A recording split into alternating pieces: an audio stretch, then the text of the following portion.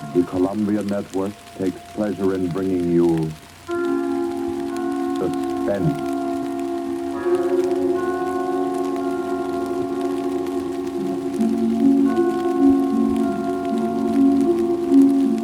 Suspense. Stories from the world's great literature of pure excitement. A new series frankly dedicated to your horrification and entertainment.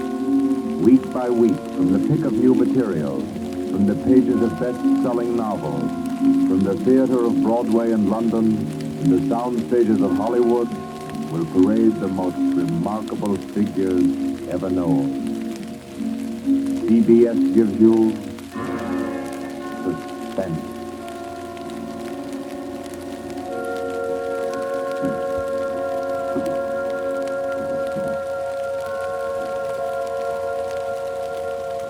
Tonight's presentation is one of the finest of the contemporary stories of mystery and terror.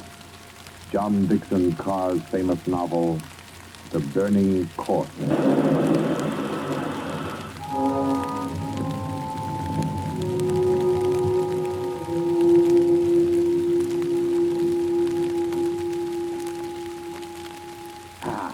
A glass of sherry by the fireside of a beautiful suburban home. What could be more comforting? You're an admirable host, Mr. Depart, and it's really a shame our first meeting is under such a cloud. It's also a shame I have so little time to tell you which one of your guests here murdered your uncle last week.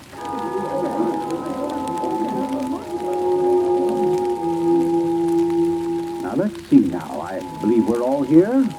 Your wife, your friend, Mr. Stevens, Captain Brennan. Yes, and incidentally yourself. Just who did you say you were? Well, no wonder you've had so much difficulty with the case, Captain. My name is Cross, Godin Cross, the writer. As a matter of fact, it's because of my just completed book, Poisoning Throughout the Ages, that I happen to be here now.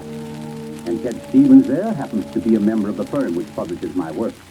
I'd never seen him until tonight, but I've been told what happened. This afternoon, he began reading my manuscript for the first time on the train.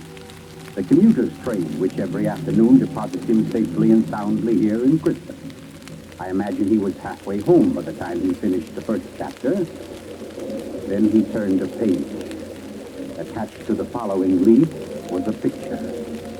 And looking at it, the young man stiffened suddenly and all but cried out in shock.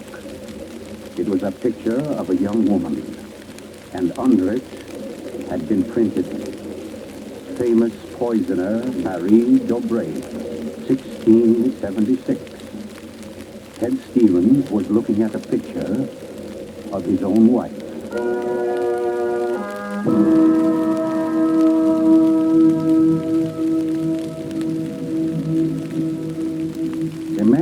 Imagine his 25-year-old wife in 17th century costume.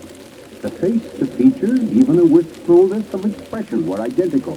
Even the name. Dobré was his wife's maiden name. But no, that was ridiculous. This woman in the picture was, well, one of his wife's ancestors. Yes, that was it. Simply an amazing family resemblance.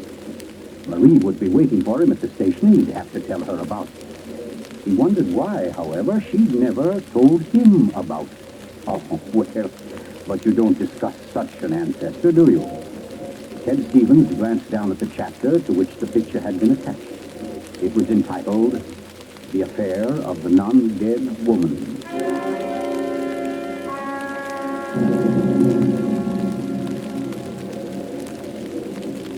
Hello, Ted. Stevens was almost jolted from his seat. It was Dr. Weldon, professor of English at the college, an old friend of his. Quickly, he thrust the picture beneath the manuscript and moved over. Hi, I didn't see you, Doc. Oh, here, have a seat. Oh, I thought maybe you were giving me the, what do they call it? The brush off? Oh, no, say, as a matter of fact, Doc, you're the one man I do want to see. Yeah? Very flattering. Remember those discussions we used to have about murders? Better than bridge any time. Well, I got the idea that you made sort of a hobby out of the old cases, the historical ones. Well, I've studied quite a number of them, yes. Ever hear of a woman named Marie Dobray. Marie Debray? Marie Debray. Oh, yes. That was her maiden name, of course. One of the finest specialists in arsenic poisoning you could ever hope to find. Oh, we're almost at our station, Ted. Let's get to the door. Yes, a real charmer Marie was. Must have disposed of 100 husbands, lovers, suitors, and just plain friends before she was caught. What happened to her, Doc? She was beheaded and burned.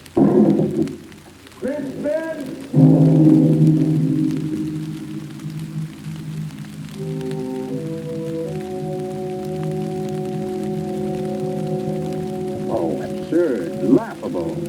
Ted Stevens kept saying this to himself, and yet what he knew was a foolish dread followed him straight through the small suburban station and clung to him as he reached the street. And there in the roadster was Marie, leaning toward him a little to hold the door open and smiling at him. Oh, Ted, what on earth are you staring at? That streetlight shining on your hair. I like that. Oh, you're tight. Come on, get in the car.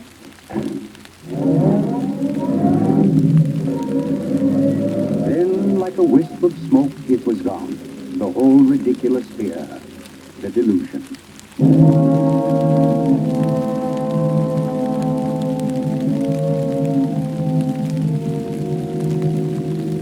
When at home, Marie brought the cocktails into the living room. The logs were burning brightly in the fireplace, throwing a soft, dancing glow upon a room that was darkening with dust. To you, Marie. Anything you will do? As Stevens placed his glass down, he noticed the manuscript of my book. It was there on the table, right where he placed it when he first came in. Deliberately, he turned from it, and then turned back. The manuscript had been moved. Only an inch or so, but it had been moved. Keeping his back to his wife, he thumbed through that early chapter and discovered, just as he knew he would, that the photograph was gone.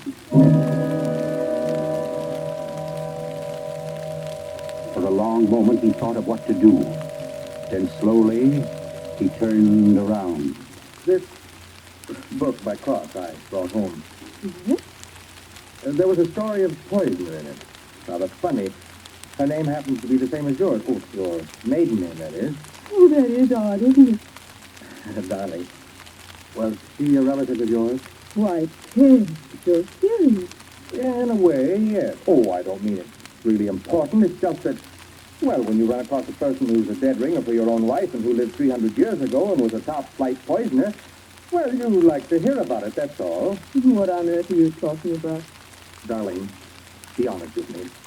Didn't you look at this manuscript when I was out of the room? No, You didn't take out a picture of a poisoner named Marie Dobray? I most certainly did not. Oh, Ted, what is this all about? Are you getting me? Just this. Somebody took that picture out of that manuscript since I've been home. Now, who's that? Well, I'll take a look. But I don't feel like it. Why, it's Mark Desire. Mark? Ted, wait a second. Yes? Ted, whatever it is you want, promise you won't do it. Promise I won't do I it. mean, promise you won't get yourself involved. Please, Ted, don't go out tonight. Hey, what in the world is... Well, anyway, we can't let him stay outside. Mark, how are you? Come on in. Thanks, sir. Thinking about giving you a call later. Oh, let me have your hat. Thanks, Marie, I hope you'll excuse me for popping in like this, but, well, I wanted to talk to Ted. It's rather important. No, I don't mind at all. Come on, Mark. We'll step into the library. Oh, you mind, dear? Of course not, Ted. I'll be getting sandwiches for you. Well, grab that chair in the corner, Mark. Well, let's hear it. What's the trouble? Ted, my Uncle Miles was murdered. Murdered? Oh, the talk hasn't reached you yet, but it's already started. It's nothing definite, of course, just that there was something wrong about Uncle Miles' death. But I don't... Mark, are you sure of this? You know he was murdered? I don't know. Of course I don't. I just don't see how it could be any other way. Uncle Miles, you know, had been sick for quite a while, but last Saturday he seemed so much better that Miss Corbett, that was his nurse, decided to take the day off. And, oh, you know all this. You and Marie were over that afternoon. Anyway, Lucy and I went to the club that night, to that masquerade party, and, We left the old boy completely alone. I've cursed myself 1,000 times since. But what about your housekeeper, Mrs., what's her name? Henderson. Wasn't she around? Sure. In that little house out in back.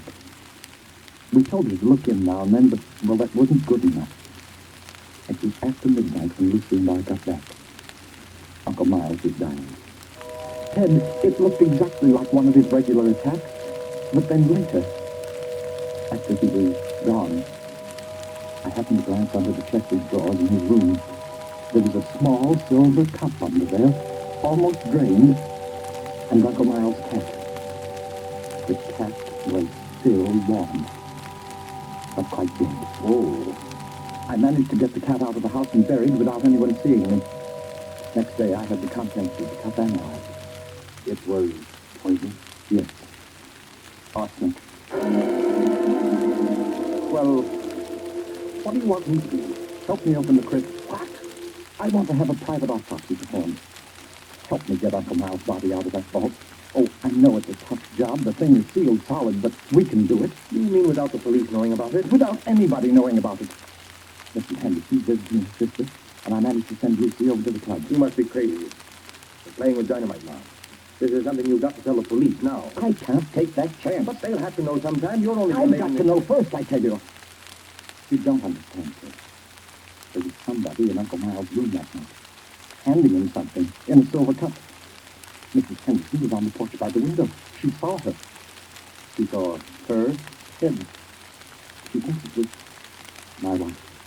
Oh, Lucy. It doesn't mean anything to Mrs. Henderson yet, because she doesn't suspect anything, but, well, Ted, you've got to see why I've got to be sure, why I've got to know how Uncle Miles died. Because it wasn't Lucy, Ted. I know it wasn't. Of course not, Mark. She had an alibi. Well, she was with you at the club, wasn't she? Yes.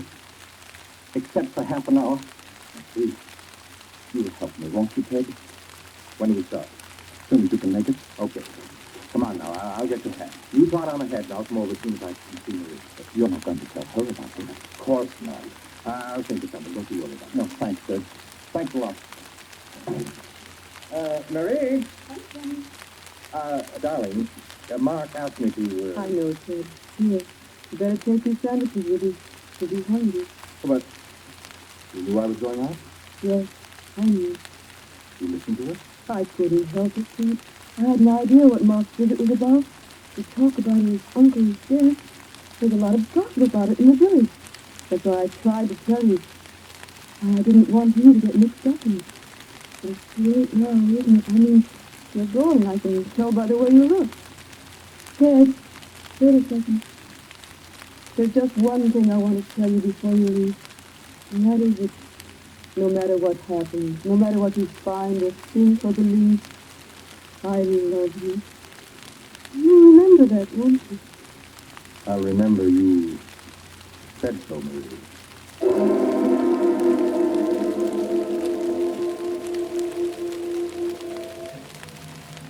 By the light of a dim kerosene lantern, Mark and Ted Stevens pounded their way through the thick shelf of rock that covered the Depar's ancestral tomb, pried open the great slab of stone which lay across the subterranean door, and then at last descended to the dank, ink-black chamber. They found the coffin. They dragged it from its crypt and placed it on the cold stone floor. They unclamped the lid and opened it. Mark! It can't be. That's impossible. It can't be, but it is, Mark. You know what it means?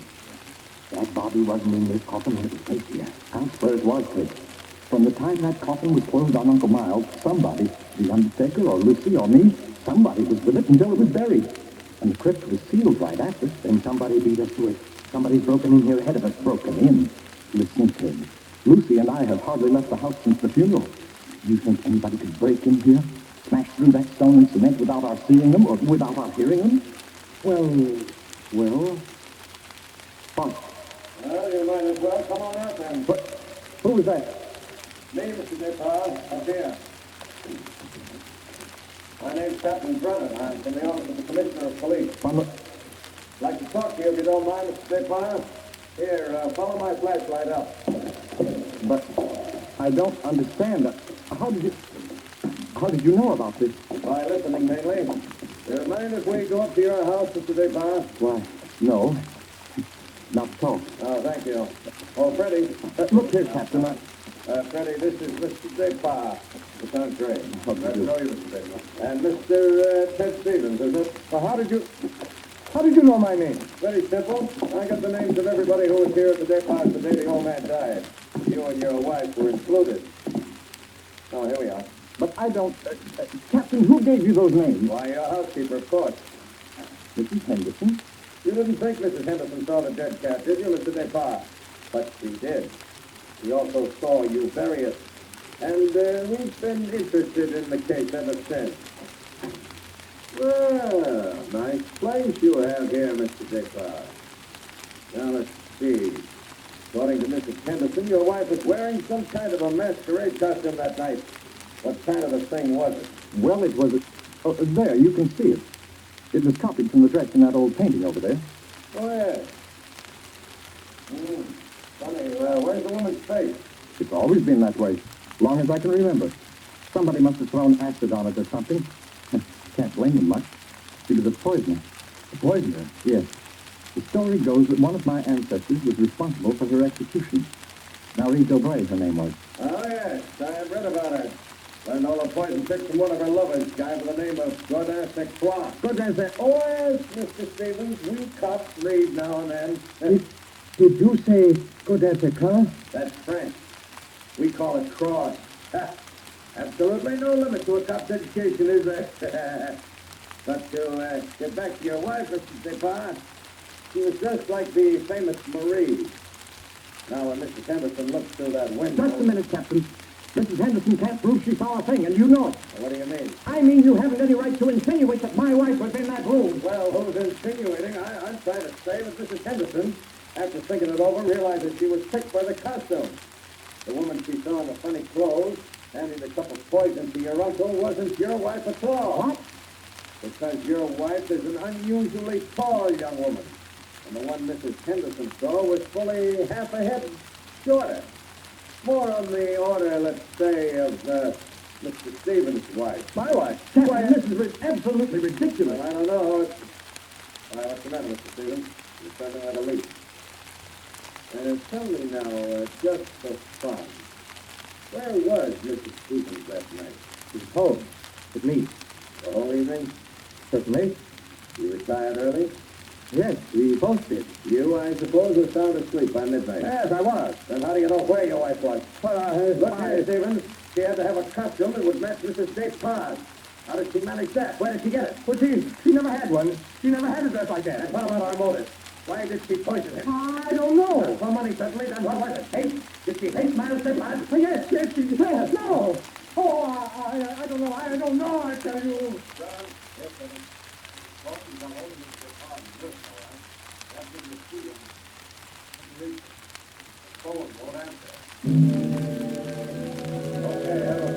I'm going home. Stevens, come back here. I'm going to get my wife. Stop in time.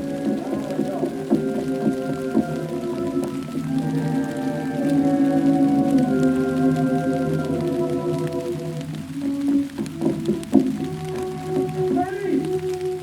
Marie, where are you? It's Ted. Marie, what have you done?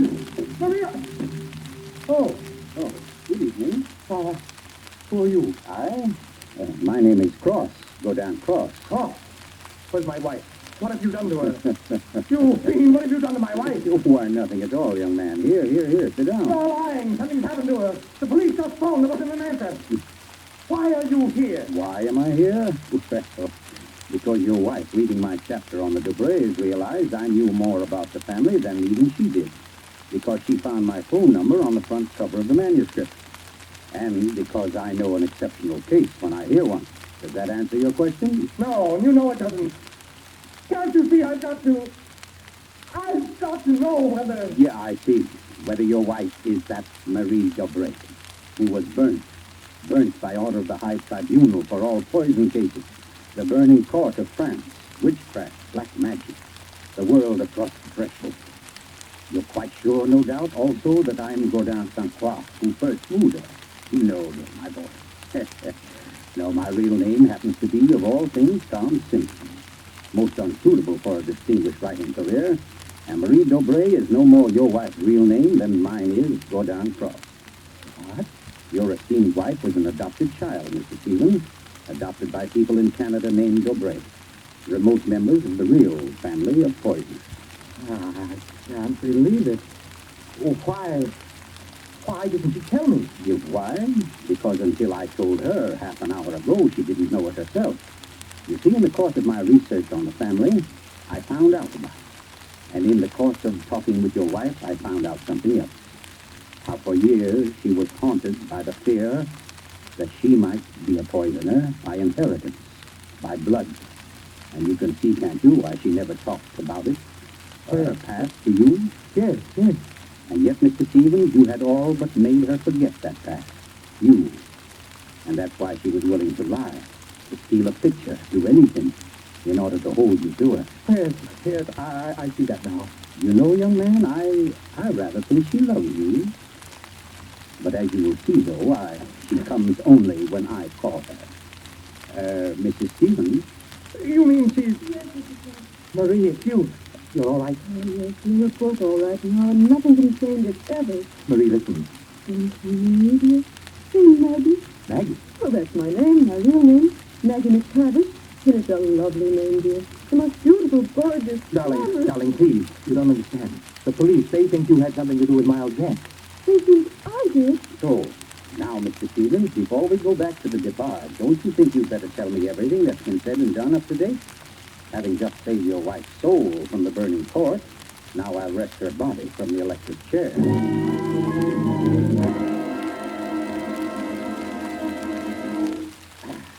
Yes, Mr. DePauw, truly excellent sheriff. Don't you think so, Miss Corbett? Yes. It was very nice. Well, that, ladies and gentlemen, is how I happen to be here. So let us consider first that supernatural hocus-pocus in the crypt. That body that walked out of the sealed tomb. That body that never was in the tomb. Never was in the tomb. No, Mr. DePauw. The murderer knew that very soon Mrs. Henderson's story would bring about an investigation. He had to get rid of the well-known corpus delicti. Yes, but who could have kept the body out of the tomb? Who, Mr. DePauw? Why, you, sir. What?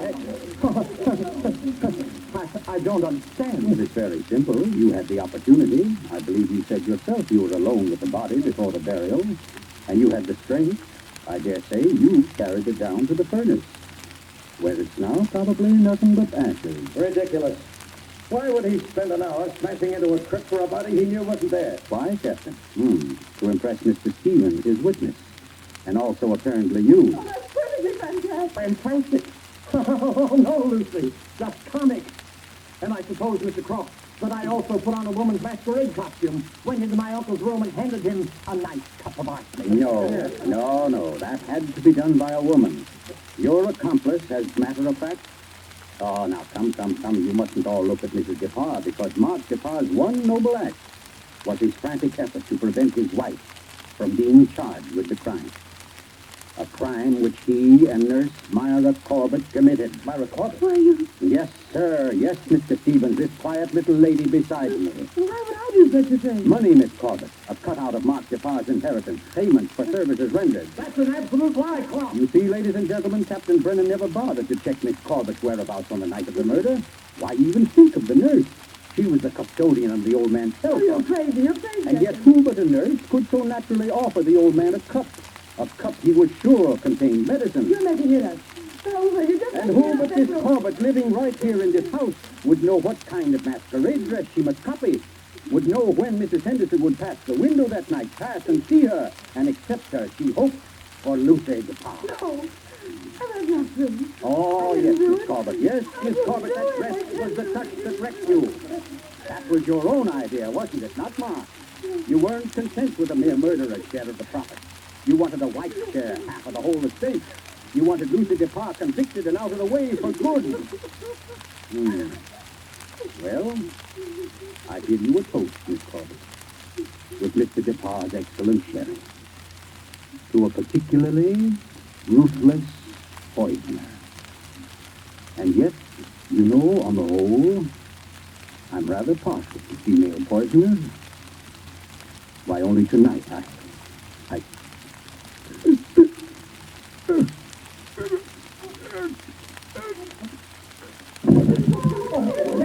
Here, let me get going. Mr. Cook, what's the matter, Brennan? This man's dead. And some cyanide, if I know anything. Cyanide from that glass of sherry. Cyanide that a nurse could get quite easily. That glass was right beside you, Miss Corbett, and nobody else was near it. Too bad he didn't drink it as soon as you hoped. A second ago, we had nobody to use against you. But we have now, Miss Corbett. We have now.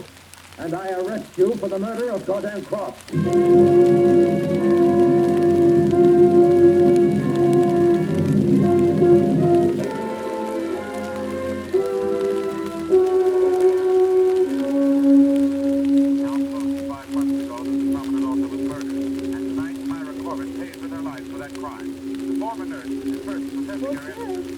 Yes, I'm in here, dear. Oh. I thought you might... Why did you cut it off, Ted? Huh? What do you mean? The radio? Oh. Oh, yeah, well, I thought you wanted to talk. Poor Ted. Don't you think I know you better than that? What was on the radio? Oh, there wasn't... Okay. It was about Myra Corbett. The ghost of the sheriff's man. Oh, I didn't think you wanted to be reminded. I don't really. But making such an effort to hide it only keeps it alive, doesn't it? All right, darling. Now what I came in to ask, if you wanted a cocktail before dinner. The largest one you've got. Hi, now get out the ice cube. I know. If I'll take up the fire. Okay, Maria. Where are some papers to start it? Right there by the bookcase. And the name's not Marie. It's Maggie. It says, darling, Marie's dead and gone forever.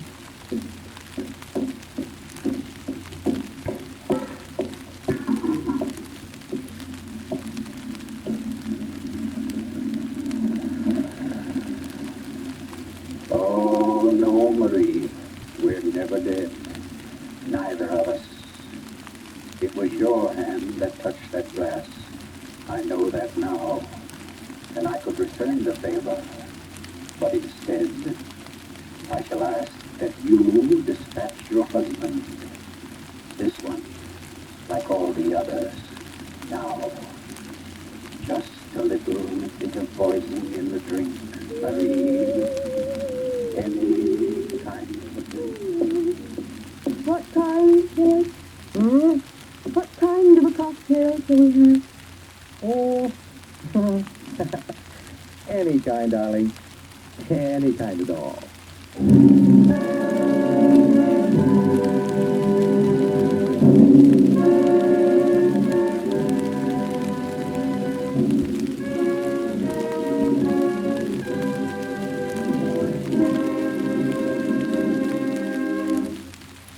You've just heard The Burning Court from John Dixon Carr's famous novel, the first in Columbia's new series of outstanding classics and chills by world-famous authors. Tonight's play, ladies and gentlemen, has one rather special significance we think you'd like to know about. As you perhaps have heard, every fine comedian is said to cherish a secret desire to do an abrupt about-face. He pines for the part of a blackguard. Well, tonight you witness the fulfillment of one such desire. The role of that literary and quite infamous diehard, Gordon Cross, was portrayed by none other than Hollywood's expert provoker of laughs, Charlie Ruggles, here in New York for the world premiere of his latest screen success, Friendly Enemies. The role of Marie, well, that was enacted by a young lady who long ago won national acclaim as one of Broadway's most accomplished dramatic actresses, Miss Julie Hayden. Thank you, Charlie Ruggles and Miss Julie Hayden, for your splendid performances. The play tonight, as all plays in this series, was produced and directed by Charles Vander, written by Harold Metford and scored by Bernard Herrmann. Next week we bring you an intensely exciting and moving drama, The Life of Nellie James. This is the Columbia Broadcasting System.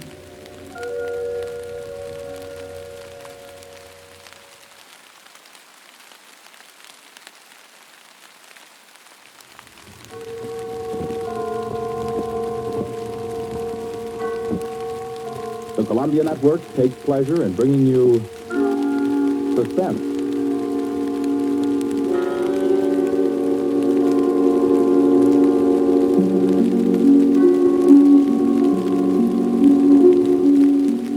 Suspense, a new series of programs with one strict purpose in view, your entertainment. Each week at this time, CBS sets aside 30 minutes to excite you, to mystify you, and on occasion to horrify you with a catalog of the world's great thrillers, dramas from the stage and screen, from fiction and radio, dramas that bring you suspense.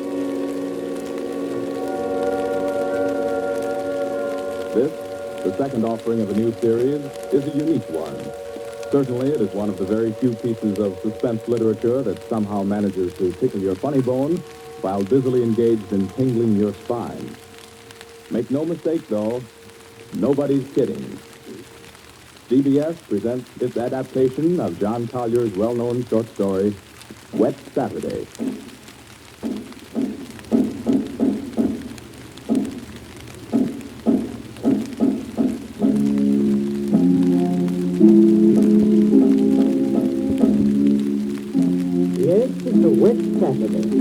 Never saw it rain harder. I'm Princy, Frederick Princy, just an ordinary family man. I have a son, a daughter, and a wife. I might be out golfing now if it hadn't been for the Hi, rain. Mrs. Princy. I plan to drive over to the nursery this afternoon to the Alibaba. The boarders, you know. But Oh, the whole lot of them make me sick. Yes, I'm George, son and heir. I had a date to go punting. Couldn't find the blasted punting weather, so I'm home too. I'm lazy. I was going to play croquet. That's how I happened to have met. Yes, that's the Princy family. We find them at home. Mrs. Princy, Millicent, George sprawled on a couch, Mr. Princy biting on a dry pipe. Their living room is dull and overstuffed. Rain beats at the windows. They are any middle-class family at home on a wet day, except for one small item. As you sit with them in the living room, you can see through the door to the front porch a pair of men's feet, encased in black boots. They look like the feet of a curate. There's a tenseness in the room. The air is charged with excitement, but the feet are very still. Don't keep staring at them. Listen to me, all of you. Don't you see? They hang her. That's what they do. They hang her. Oh, Fred, it's too awful. Awful? Catastrophic. A supposedly sweet, gentle, intelligent girl, respected, loved by the whole village, doing a thing like this. Think of the publicity of a disgrace. Do you think I'm going to resign from the bench the best way? Sell out and live in some foggy hotel abroad? Oh, no. No, I'll kill myself. I will. Don't be a fool. Any more than you have been, the governor, Be quiet. Wouldn't be so bad if it were you. Everybody in the village knows you're not responsible. George. Yes? Get off that couch. Sit up on your spine.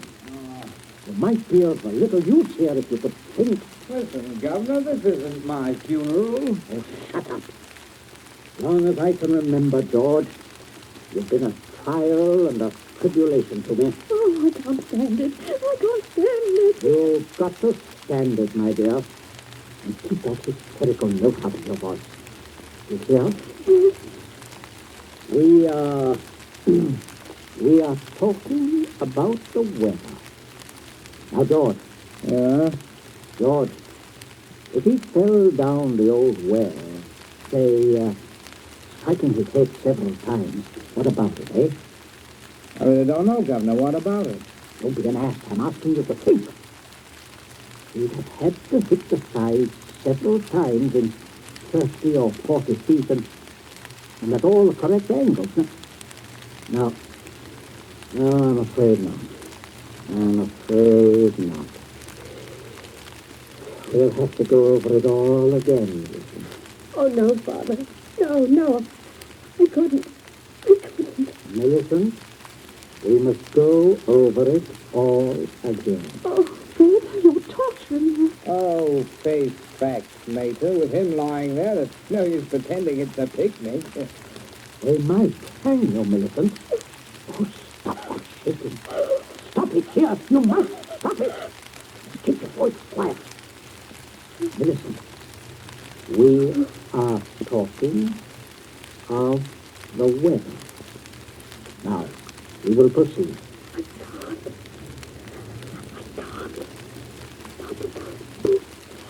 Oh, who'd have thought of those boots, Millie?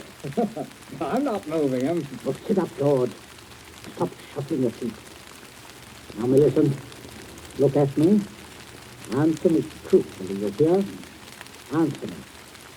You were in the croquet court. Yes. Who knew you were in love with this wretched Clara? Oh, the whole village. They've been singing about it at the pub for 3 years past. What a mess. Millicent, we continue. You were on the croquet court. Yes. You were putting the croquet set into its box. Yes. It was starting to rain.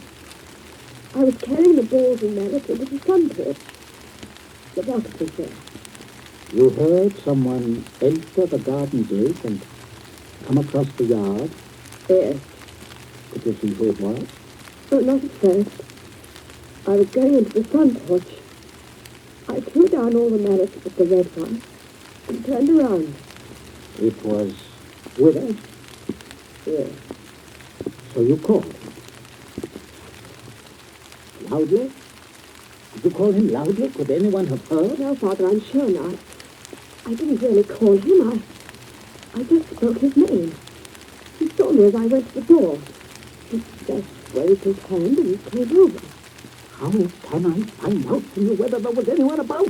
Whether he could have been seen? I'm sure not, Father. I'm quite sure. So, you both went into the sun porch. Yes.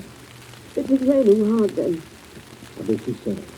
He said, "Hello, Millie," and excuse her coming in the back way, but he set out to walk over to listen.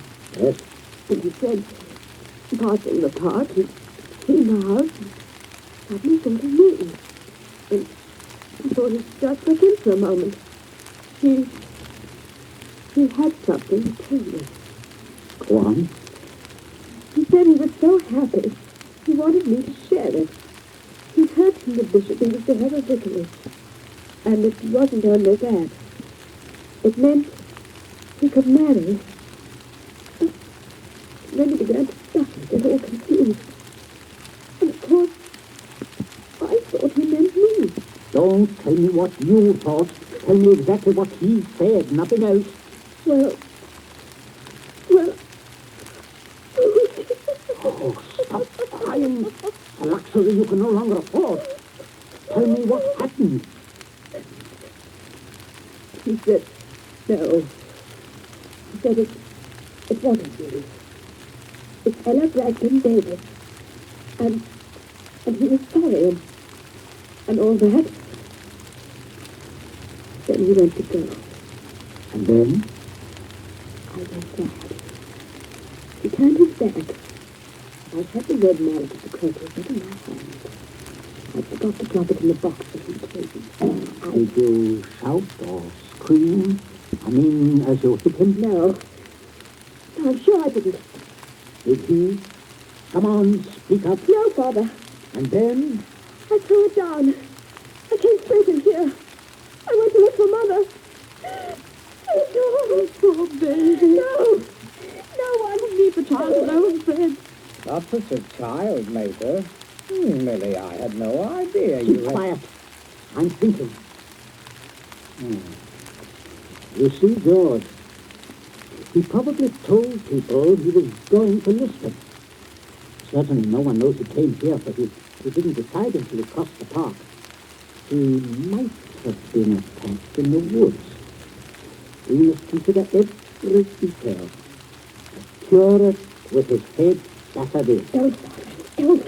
A curate head battered in. Now, who would want to kill Withers? Well, I would with pleasure. How do you do, Mrs. Princy? Oh, sit down, pray. Mustn't get up for me, Mrs. Princy. You are the nuisance, my word. Just being neighborly on a bad day. I wanted to ask you about those dahlia bulbs, Princy. Took a shortcut on account of the rain and walked right in. Knew you wouldn't mind. Oh, we heard you, Papa. We can all have our little jokes. Don't pretend to be shocked. This way, Smollett. This chair, facing the fireplace. Sit down, Mother. We're just straightening the curtains for the sun porch, dear. It's so gloomy out there. Might as well shut the rain out. Just talking about a little theoretical cure-killing, Smollett.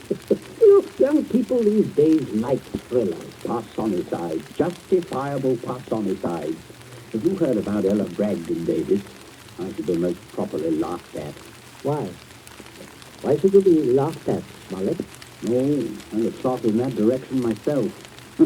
You half said yes, too. Haven't you heard? She told most people. And now it'll look as if I got turned down for a white rat in a dog collar. Oh, too bad. No, fortune of war. Yes, fortune of war. Odd how it happens, isn't it? Sit down, Smollett. Millicent, console Captain Smollett with your best light conversation. You too, Mother. George and I have something to look at outside. This is raining, but it is bad, very bad. Come, George. Right-o, Governor. Maybe we'll need raincoats, what? Oh, I don't think so. Just make yourself at home, Smollett. Make yourself at home. A cigarette, Captain Smollett? Thank you, thank you. Oh, nasty day to be going out. Something about the old well. Just off the sun porch door, you know. The terrible sodden weather seems to have loosened some of the stones. Oh, too bad. Dash too bad. Spoils the tennis and croquet on a day like this. Doesn't it, Millie? Doesn't it, Millie? Oh, yes, it does. She was practicing out on the croquet court earlier, but I'll do for your chair near the fire, Captain. It's so damp, we thought it would be cozy to light it. Thank you, I'm quite comfortable. I hope you don't feel too bad about Ella, David. Can't always win. Can't see, though, what you women see in these bloodless clerics. Oh, I always thought Mr. Willis was really the very charming. Quite agree. Why should anyone want to marry him? You wouldn't want to marry him, would you, Millie? Not now. Ready, Russ. Are you? Oh no, of course not. Molly. Yes, Princy. Good Lord, man, you come in on a fellow suddenly. Yes, I did. Oh, don't mind this old double-barrel shotgun. Been working on it. Smollett, may I have your attention for a minute? There's something on the sun porch I'd like to show you. Why, yes. Yes, of course. Smollett, George and I went out to see if we could shoot some rats that have been driven out of the old well by the high water. Afraid they might get into the house. Now, you must listen to me very carefully. Very carefully, or you will be shot by accident. Princy, what got into you? You heard me ask as you came in, who would kill Withers? You also heard Millicent make a comment, an unguarded comment. Well, what of it? Very little. Unless you were to hear that Withers had met a violent end this very afternoon. And that, my dear Smollett, is what you are going to hear. What? Withers? Yes. Who killed him? Millicent. Good Lord. Yes, a mess. And of course, you would have remembered and guessed. Maybe, yes, I suppose I should. Therefore, you constitute a problem. Why did she kill him? Oh, it's one of those disgusting things. Pitiable, too. She deluded herself that he was in love with her. Yes, Lily. Oh, yes, of course, I see. He had told her about the Davis girl. I understand. Now, I have no wish that you will comprehend that she should be proved either a lunatic or a murderer. I could hardly go on living here after that. I suppose not. On the other hand, you know about it. Yes, I see that makes me a problem. You're wondering if I could keep my mouth shut. if I promise... I am wondering if I could believe you. But if I promise... If things went smoothly, yes. But not if there was any sort of suspicion, any question. You would be afraid of being an accessory. I don't know. I do. What are we going to do? I can't see anything else. You've never been fool enough to do me in. You can't get rid of two corpses. Oh, I regard it as a better risk than the other. It could be an accident. Or you and Withers could both disappear. There are possibilities in that. Listen, you can't. I can, but there may be a way out. There is. Smollett, you gave it to me yourself. I did what? You said you would kill Withers. You have a motive. Oh, yeah, I was joking. Of course you saw that. You are always joking. Listen, Smollett, I can't trust you. You must trust me. Else I will kill you now in the next minute. I mean that. You can choose between dying and living. Go on. Now, there's the old well, just outside the Sunport store. That's where I'm going to put Withers. No one outside knows he has come up here this afternoon. No one will ever look there for him unless you tell them. You must give me evidence that you have murdered Withers. I murdered him? Why do you want that? So that I shall be dead sure that you will never open your lips on the subject. I see. What evidence? George, hit him in the face. Sure. I'm out of it. Oh, Captain, you should be more careful. Look what your teeth did to my knuckles. Again, George. Okay. Keep quiet. You women keep out of this. I'm sorry, Smollett, but there must be traces of a struggle between you and Withers. Then it will not be altogether safe for you to go to the police. Can't you take my word, man? I will when we are finished. George, get the coat in there. Right, Governor. Take your handkerchief to it. In there on the Sunport floor. Yes, I got it, Governor. There, Captain. There's the weapon. As I told you, Smollett. Now, you just grasp the end that matched Withers' head. I shall shoot you if you don't. But good Lord, you can't. All right. Yes. Now deposit it out by the side of the house, out of the rain, of course. No, wait, George. First, you'd better pull a few hairs out of his head and put them under the nails of Withers' right arm. Princy, have you gone mad? You know what you're doing? With this gun, yes. Go ahead, George. Sorry to much your hair up, Captain. Shut up, Smollett. Hey, that's all we need. Now for Withers, and we'll fix it right up. Be right with you, Governor. Smollett, you may turn around. Withers is just there in the sun porch. Draw back the curtain. Yes, messy. But we'll get him fixed up. Now you, Smollett, you've just got to drag him through the door and dump him in the old well.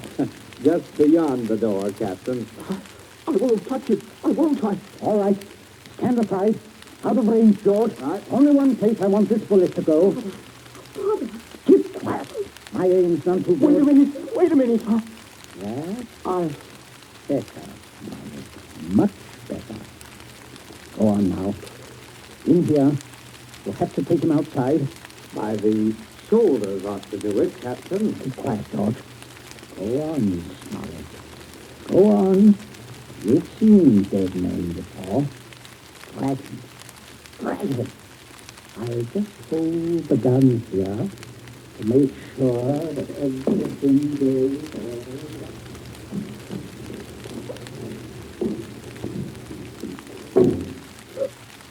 Oh, Mother, conversation between you and baby, I don't know. But Captain Smollett, Father's a very successful man, Millicent. I'm sure what he's doing is right. But the Captain, I can't stand it. You mustn't question your dear father. I say, are you two still at it? There's enough trouble around here without blubbering. I'm not blubbering, George. Oh, you see, Smollett, everything is Yes. They never looked in our way. You see how close it is? I'll get it to you. Oh, good. Man, you're dripping wet. Why didn't you slip your raincoat on? Tea ready, my dear? Just a minute, dear. I'll ring for Bridget. Exactly what you need, Smollett. Cup of tea. Best thing in the world to ward off a cold. Sit down, won't you? Oh, don't mind getting the chair wet. A cigarette? Help yourself. I stick to my pipe, though. Funny how... Princess, everything's hot, ma'am. Oh, Bridget, yes. Put the tray in front of me here, on the table. That's it. I say, Captain, you've gone and cut your lip. I just knocked. Oh, how dreadful. Here, Bridget, give the captain this cup. No, thank you. I rather think I'll be running along now if you don't mind. Oh, Captain Smollett, would I think it please? If you don't mind, Mrs. Princy, if I could just have my raincoat. I'll get it for you, Captain. Oh, it is very distressing, Smollett, very. Oh, I'll be all right presently, I'm sure. Here we are now. Let me help you. Thank you, young man. There. Better go out the front way, Smollett. The walk is dry. Oh, let me hold the door for you, Captain. Don't worry, old fellow. Don't worry at all. No. Nothing serious, I imagine. Little rest and you'll be as right as rain. By the way, Millicent, you're not looking any too well. No, not well at all. I'm sure it was that croaky cough. Being outdoors in weather like this is simply foolhardy. The maid is right, Millie. You saw what happened to Captain Smollett. Come along, dear. I'll give you a hot foot bath and put you to bed. And a couple of days in bed, and you'll be fine again. There's plenty of rest, Millicent, and don't worry about a thing. That's the best cure. Well, I guess I'll have a little rest too, Governor. It's a fine afternoon for a nap. Indeed it is, son. Well, enjoy yourself. I'll see you later. I'll see you all later.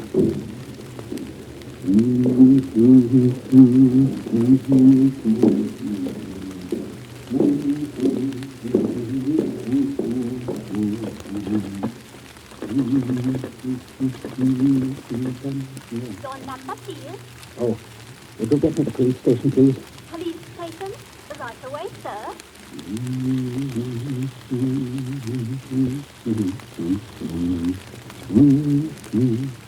Police headquarters, Sergeant, yes, speaking. Oh, hello, Sergeant. This is Princy at Abbott's Road. I believe you know me. Oh, indeed, I do, Mr. Princy. Sergeant, a horrible thing has just happened. Quite extraordinary. Murder, in fact. Murder? I'm afraid it looks rather bad for a close friend of ours, unfortunately. We saw him do it. I think you'd better send someone over right away. Our man should be here right about now, Mr. Princy. I beg your pardon? I say, our man should be there now. Constable Martin has his post right below your house there. Just rang in. Seems Captain Smollett was with him. Captain Smollett? He reported some rather queer going on at your place, but I certainly didn't understand it was murder. You just don't touch anything, Mr. Princy, and don't worry at all. No, I won't, Sergeant. Thank you. Governor, where are you? I'm right here. Stop shouting. We have some visitors, Governor. Oh, yes, I can see that.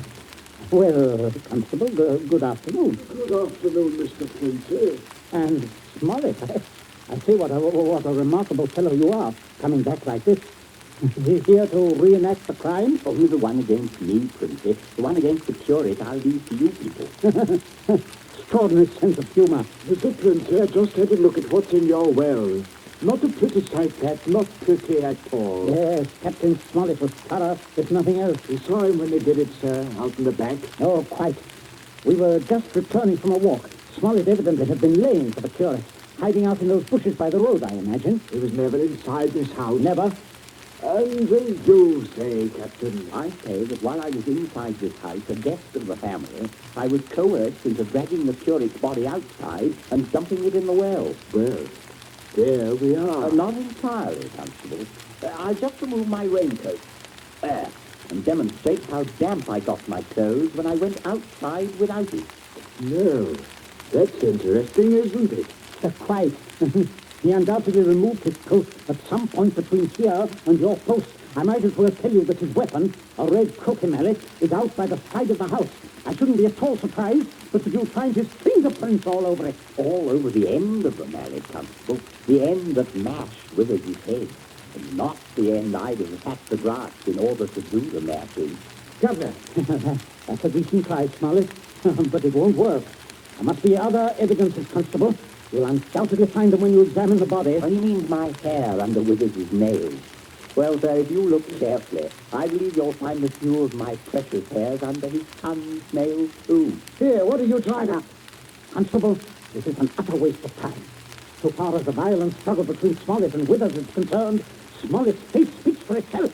Quite eloquently, I believe. Oh, but no more eloquently than your son's knuckles. As you see, Constable, a fresh abrasion. He did that on my teeth. Or did he? What? I say, or did he? He might have done that on Withers's teeth. Oh, I see. I see what you mean. But I didn't.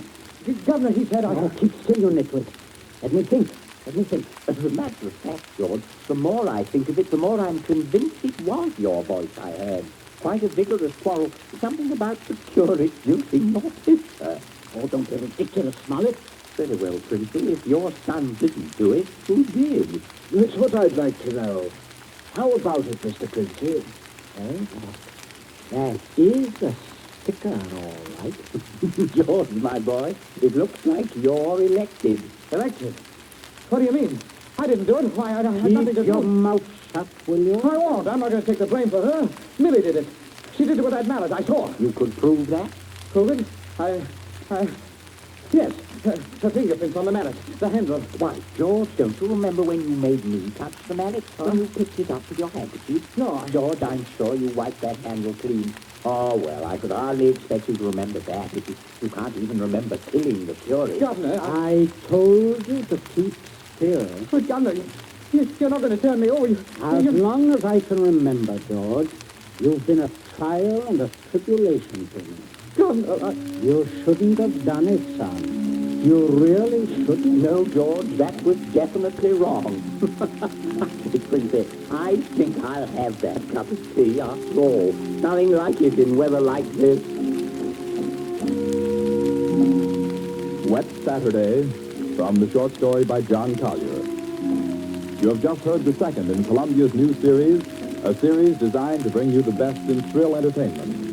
Outstanding dramas from the field of fiction and radio, stage and screen. Dramas of pure suspense.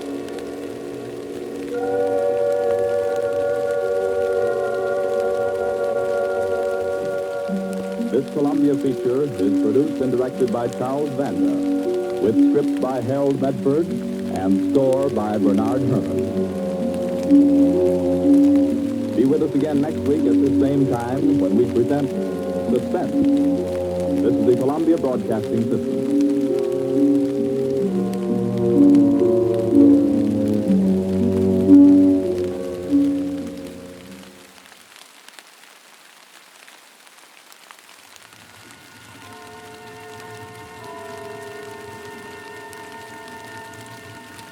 The Columbia Network takes pleasure in bringing you Suspense.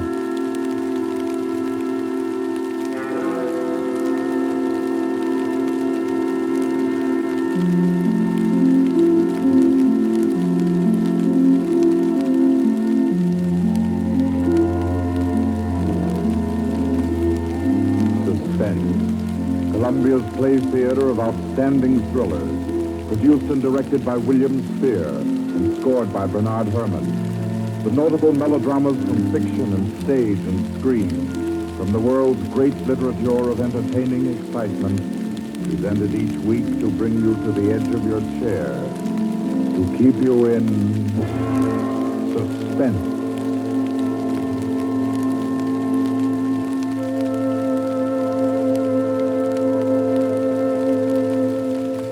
Tonight, Tonight's adventure in suspense is from the pen of Dorothy Sayers. She called it The Cave of Alibaba.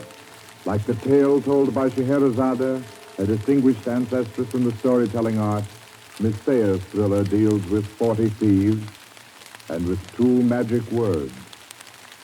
For your uneasy listening, then, Suspense presents The Cave of Alibaba.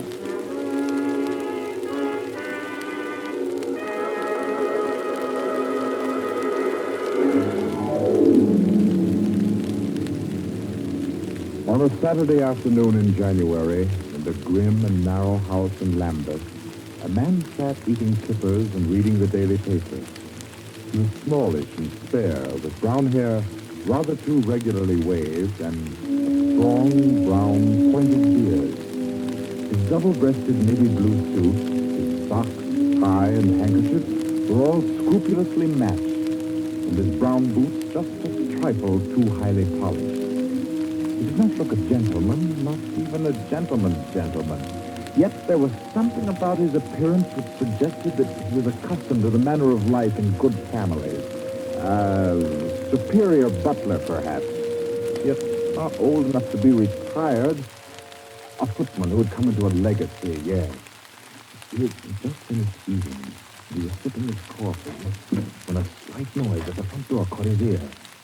Swiftly, too swiftly for a quiet little man sitting eating kippers and reading his paper on a Saturday afternoon, he sprang up, dashed through the small hallway, and swung the door open. Of course, nobody in sight.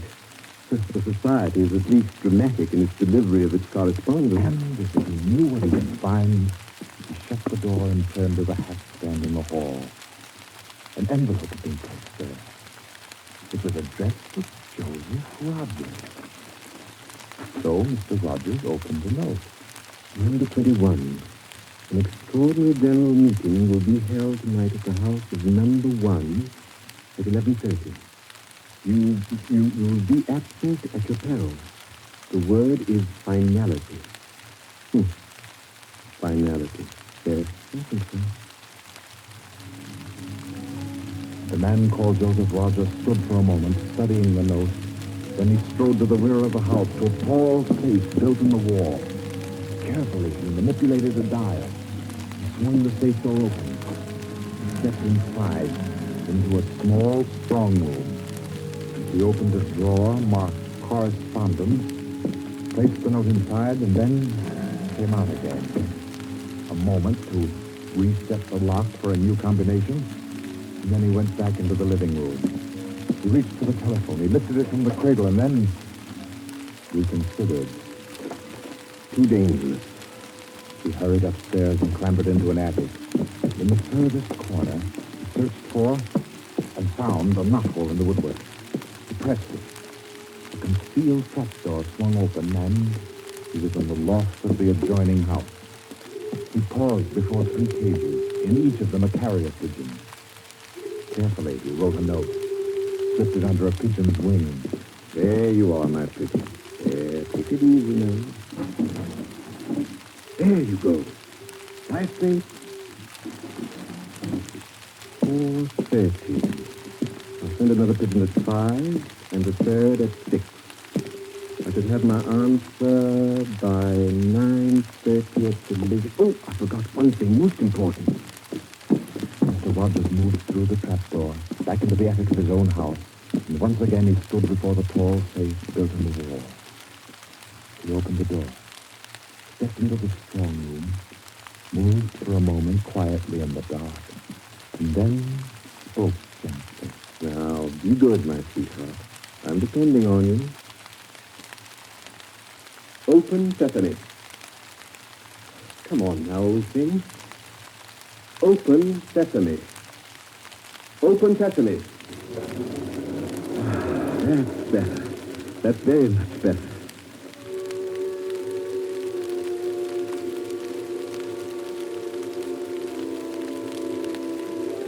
By 9:30, his answer was back. All the little piece of paper said was a hasty okay.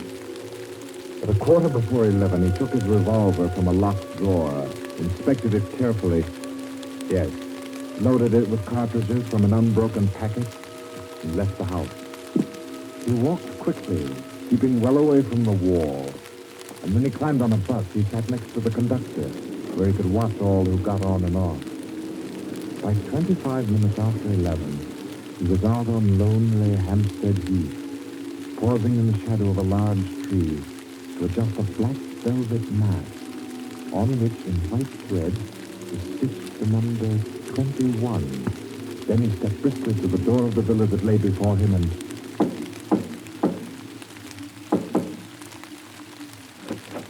What is it? Finality. Come in. Go right on through. Number 1 will check you in. Right.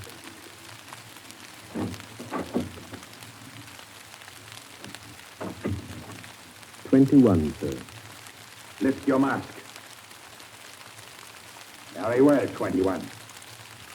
You may go on to the meeting room. Thank you, sir.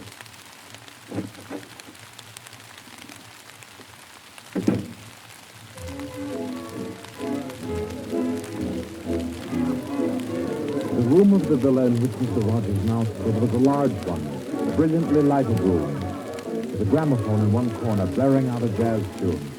To its rhythm, couples, masked men and women, were dancing. Some were in evening dress, some in tweeds and jumpers. In another corner of the room was the bar. Mr. Rogers went up to it and asked the masked man in charge for a double whiskey. He consumed it slowly, leaning on the bar. The room filled. Presently, someone moved across to the gramophone and stopped it. Mr. Rogers looked around. Number 1, the massive gentleman in evening dress who had checked him in, appeared on the threshold. A tall woman in black stood beside him. Her mask, embroidered with a white number 2, covered her hair and her face completely. Only her fine bearing, her white arms, and her dark eyes, shining through the eye slits, proclaimed her as a woman of power, of physical attraction. The masked dancers were silent now, as number 1 spoke. Ladies and gentlemen, we are short 2 members tonight. I need not inform you of the disastrous failure of our plan for obtaining the plans of the court Windlesham Heliscoper. Our courageous and devoted friends, number 15 and number 38, were betrayed and taken by the police. Some of you might fear that under examination these 2 would break down and give away our society. There is no need for such a fear. I gave the usual orders, and their tongues have been silenced. Their defense will be discreetly compensated in the usual manner. I call upon number 12 and 34 to undertake this agreeable task. They will attend me at my office for their instructions after the meeting. Will the numbers I have named kindly signify by raising their hands that I are able and willing to perform this duty? Thank you. Ladies and gentlemen, please take your partners for the next dance. The gramophone struck up again. Mr. Rogers turned to a girl near him in a red dress. She nodded, and they slipped into the movement of a foxtrot. The couple gyrated solemnly and in silence. Their shadows were flung against the blinds as they turned and stepped to and fro. The girl in red spoke to Mr. Rogers. What's happened? I'm frightened, aren't you? Seems that something awful was about to happen. It does take one a bit short. Number 1's way of doing things. But it's safer like that. Oh, those poor men. Don't talk in please. You know the rules. Sorry. In silence, the dance continued. And then it came to an end. And then when it was finished, the dancers came again to where number 1 sat and waited with tense eagerness for him to speak. Ladies and gentlemen, you may wonder why this extraordinary meeting has been called. The reason is a serious one. The failure of our recent attempt was no accident. The police were not on the premises last night by accident. We have a traitor amongst us. This last failure was not the first. You'll remember the unfortunate way in which the affair of the Dinglewood pearls turned out. And there were others.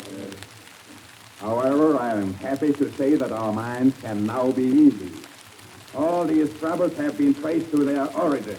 The offender has been discovered and will be removed.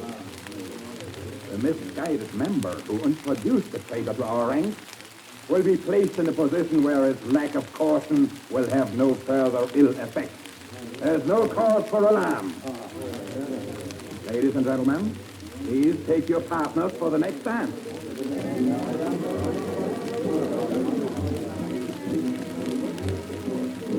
Again, the gramophone took up its bizarre monotony, and the masked dancers glided and turned. And their movements were sharper, more staccato. The girl in red was claimed by a tall mask in evening dress. A hand laid on Mr. Rogers' arm made him stop. A small, plump woman in a green jumper slipped a cold hand into his. The dance went on.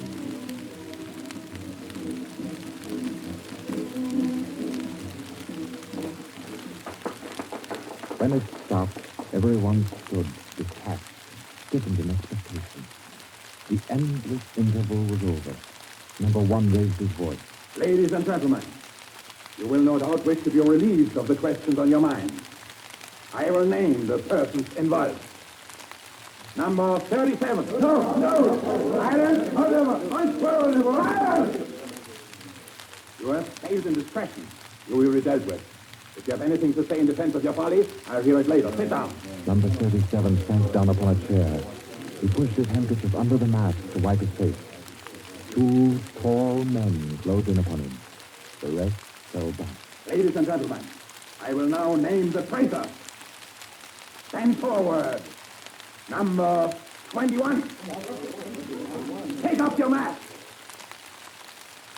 Number 37. This man was introduced to our society by you under the name of Joseph Rogers, formerly second footman in the service of the Duke of Denver, dismissed for petty thievery. Did you take steps to verify the statement? I did. As God's my witness. It was all straight. I had him identified by two of the servants. I asked all over about him. The story was so unplanned it was. Number 21. Your name has been given as Joseph Rogers. Is that your real name? Answer me. Is that your real name? No. What is your name? Peter Death Threadens Whimsy. Silence! My compliments, your lordship. We thought Lord Whimsy was dead. He was killed, so the paper said 2 winters ago while shooting big game in Africa. He even left the will, proved of £500,000. To his mother, I believe, the Dowager Duchess of Denver. Lord Peter Whimsy, indeed. Well-known book collector, man about town, distinguished criminologist. Took an active part in the solution of several famous mysteries. Taking an active part, if you don't mind. So you deliberately led us to think you were dead and became Joseph Rogers to gain entrance to our society. What has become of the real Joseph Rogers? He died abroad. I took his place. And the end of your impersonation to uncover our society. Precisely. I see. The robbery of your own set, upon which we congratulated ourselves, and which you helped to execute, was arranged. Obviously. The robbery of the Duchess, your mother, was arranged by you. It was. It was a very ugly tiara. No real loss to anybody with decent taste. The burglary of the Winthrop mansion, the theft of the necklace at Covent Garden, the others as well. You arranged them all. All. May I smoke, by the way? You may not. Numbers 15, 22, 39. You have watched the prisoner. Has he made any attempt to communicate with anybody? None. His letters and parcels have been opened. His telephone tapped and his movements followed. Even the water pipes in his house have been under observation for Morse code signals. You're certain? Absolutely. Then we may be sure that he has been alone in this adventure. Well, ladies and gentlemen, please take your... Very well. Take the prisoner away. And be sure you explain carefully to him first the manner of his death. I'm sure he'll enjoy it. Wait, at least you can let him die decently. Take him away. Stop, I have something to say, something to sell. We make no bargains with traitors. No, but listen. Do you think I haven't thought of this? I'm not a fool. I've left a letter. To whom? To the police. If I don't return tomorrow, it'll be open. It's a bluff. The prisoner sent no letter. He's been strictly watched for months. I left the letter before I came to Lambeth. Then it can't contain no information of any value. Oh, but it does. The combination of my fate. Indeed? Has this man's safe been searched? Yes. What did it contain? No information of importance, sir. An outline of our organization, the name of the house, nothing that can't be altered and covered before morning. And did you investigate the inner compartment of the safe? Hear what he says, did you? He's trying to bluff. There is no inner compartment. I hate to contradict you, but I'm really afraid you must have overlooked it. And what did you say was in the compartment, if it does exist? The names of every member of this society with their addresses, photographs, and fingerprints. What did you say you've contrived to get this information? By doing a little detective work on my own. But then what? True, the fingerprints of my watches adorn the first page of the collection. That statement can be proved? Certainly. The name of number 40, for example... Stop! If you mention names here, you would certainly have no hope of mercy. Bring the prisoner to my office. Ladies and gentlemen, take your partners for the next time.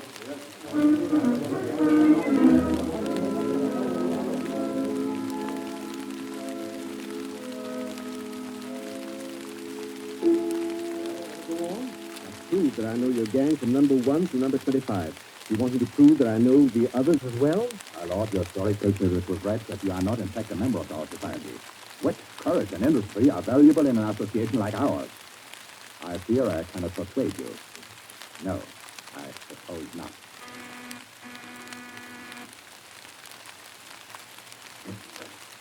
Yes? Ask the members kindly to proceed to the supper room.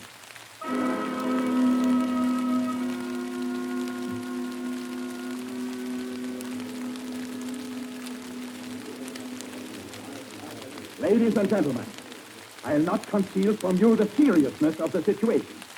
The prisoner has recited to me 25 names and addresses which were thought to be unknown except to their owners and to me. There has been great carelessness. Fingerprints have been obtained. He showed me some photographs of them. He tells me that the book of names and addresses is to be found in the inner compartment of his safe, together with certain letters and papers stolen from the houses of members, and several objects with fingerprints. I believe he tells the truth. He offers the combination of the safe in exchange for a quick test.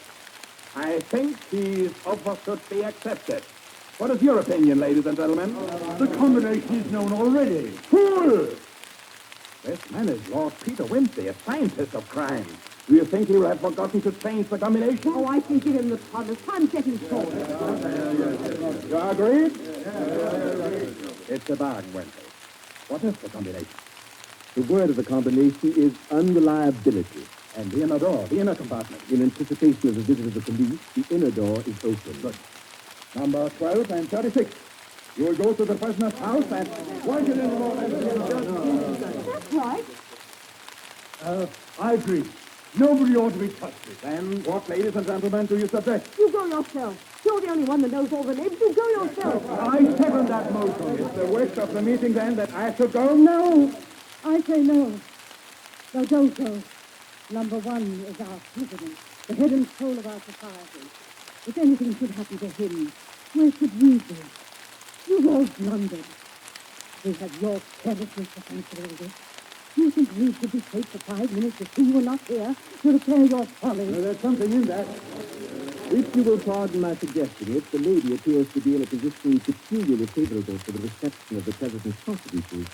The contents of my modest volume will be no news to her. Why should she not go herself? Because I say she must not. If it is the will of the meeting, I'll go.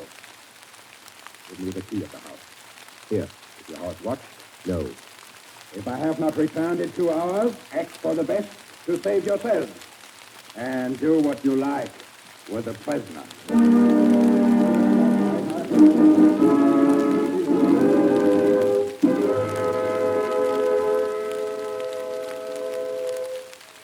The president has been gone 2 hours.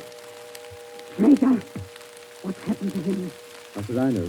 Perhaps he's looked after himself and gone while the going was good. Liar! Oh, he'd never do that. What have you done with him? Speak, or I'll make you speak. I can only form a guess, madam. I'm afraid that your president may quite inadvertently have left the door of the inner compartment closed behind him, in which case... Yes? Well, let me explain the mechanism of my safe. The inner compartment has 2 doors.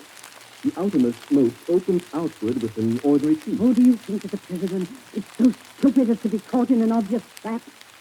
Undoubtedly he will have wedged open that inner door. Undoubtedly, madam. But the sole purpose of that inner door is to appear to be the only one. Hidden behind the hinge of that door is another, a sliding panel, also left open. Inside the compartment is the big, heavy ledger containing all the information about this society. This ledger lies on a steel shelf. Do I make myself clear? Yes, go on. The steel shelf is balanced on a concealed spring. When the weight of the book, the ledger, is lifted, the shelf rises almost imperceptibly, and in rising it makes an electrical contact. Now, let me draw a picture. Your president steps into the inner compartment, sees the book, takes it up, anxiously to examine to see if it's the right one. The shelf rises, the electrical contact is made, and the steel panel behind him slides into place. You devil!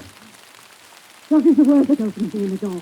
Quick, the word. Do you remember the story of Alibaba and the 40 Thieves? Mm-hmm. No. And when I had this place constructed, my mind went back, well, call me sentimental if you will, to my childhood. The words that open the door are open sesame. How long can a man live in this devil's trap of yours? Oh, I should think he might hold out for a few hours if he didn't use up all the oxygen by hammering and yelling. I imagine if you go there at once, you'll be able to get him out all right. I'll go myself. I think you'd better take me with you. Why? Well, I'm the only person who can open the door. But you've given me the word. Yes, you have the word, but this door of mine, I'm rather proud of it. You know, it's my own invention. It's the latest thing. It will open the word open sesame all right, but to my voice only. Your voice. I took your voice in my hand. What do you mean, your voice only? Don't touch my throat like that. You wreck my voice, and then the door might not recognize. There, that's better. The door got stuck for a week once when I had a cold. Is what he says true? Is it possible? Perfectly possible, madam. It will have a microphone arrangement. Could be done also with light vibrations. Oh, we must let him go. Take the ropes off him. Let him go, nothing. He doesn't go to blab to the police. The president's done in, that's all. And we'd all better make traps while we can. It's all up, boys. Right. Shut this fella down the cellar and pass me in. I'll go and destroy the ledger. 32, you know where the switch is. Give us a quarter of an hour to clear, then you can blow the place to glory. No. No, you can't leave one to die. He's your president, your leader. I won't let it happen. I won't. I'll see this man myself. Here, none of that. No, let me go. Get down. Think, Doctor, think. It'll be light in an hour or two. The police may be here at any moment. That's all right. No, we mustn't be telling the first of all for just one man. He himself would not wish it. Throw this man in the cellar and let's get out of here while it's time.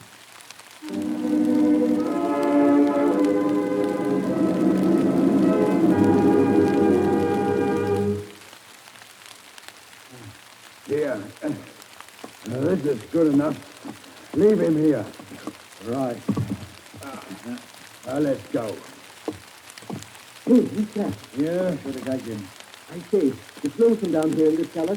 You might at least leave the light on. Don't worry about the dark. They're taking you here as a time fuse for the bomb that's going to blow out this place. It's all set. You won't have long to wait. Not long.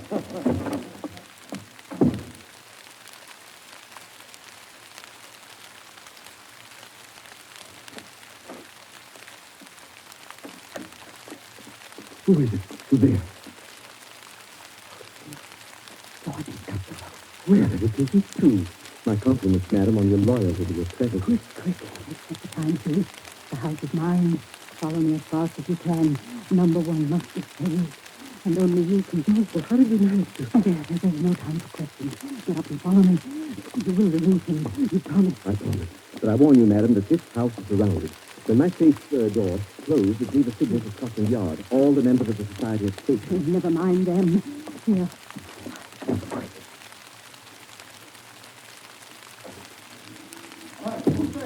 That's you, Inspector? Get your fellows away, quick. The house is going up in a minute.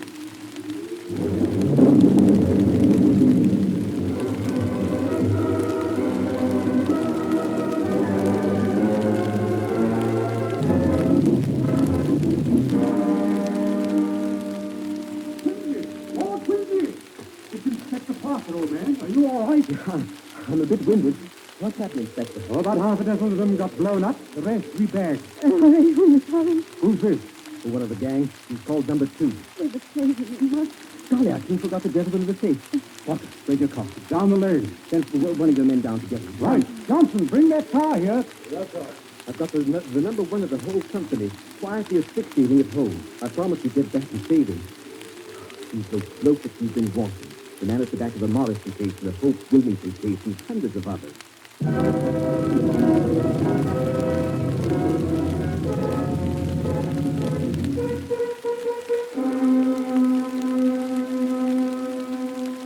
Is it? Quite a conception. Yes, I only hope he hasn't upset the adjustment by something or other. I hope you haven't hurt my voice. You sound all right. I can only be conversational. You know what they say, so it's the cases. Open sesame. Open sesame. Open sesame. Open sesame.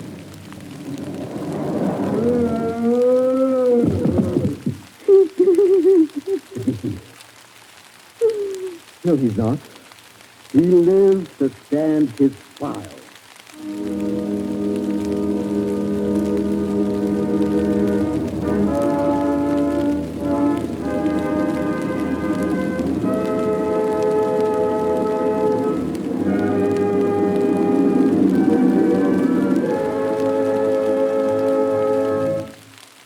And so, all's right with the world, as it always is when Lord Peter Wimsey is involved. The Cave of Alibaba by Doris Sayers is the story which gave us tonight Suspense. Suspense is produced by William Spear. Our guest director for this evening is Robert Louis Shahan. Tonight's radio drama was written by Peter Lyon and scored by Bernard Herrmann. Romney Brent was Peter Wimsey, William Moulton played number one, and Ira Gerald, the lady in the case. Others in the cast were Kathleen Cordell, Victor B. Croft, Roland Bottomley, J.W. Austin, William Podmore, Ian Martin, and William Morgan. Next Wednesday, Suspense will not be heard because of a special all-star Hollywood broadcast which Paramount Pictures will present. 2 weeks from tonight, at this time, Columbia will bring you another selected story from the world's great literature of thrills. Another study in suspense.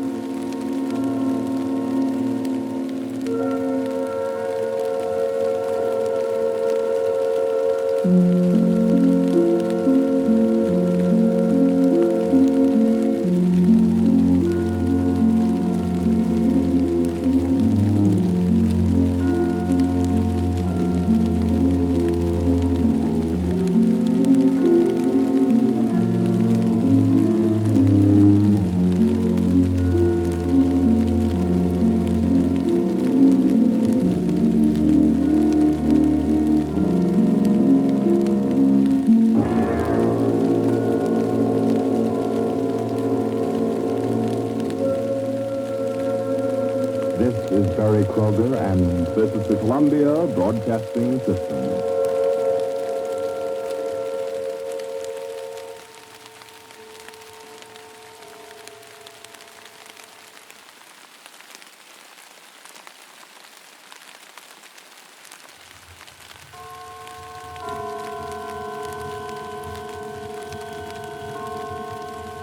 The Columbia Network takes pleasure in bringing you Suspense.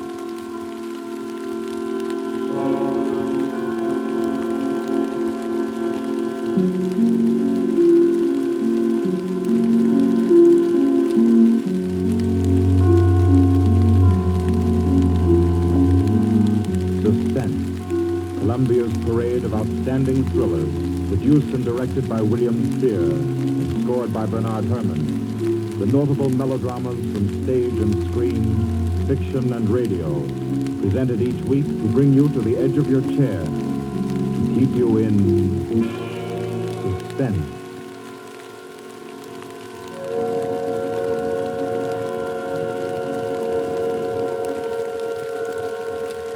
Good evening. This is Orson Welles. I'm very happy I am to be back in the United States and back on the Columbia Network, even for so short a visit as this one.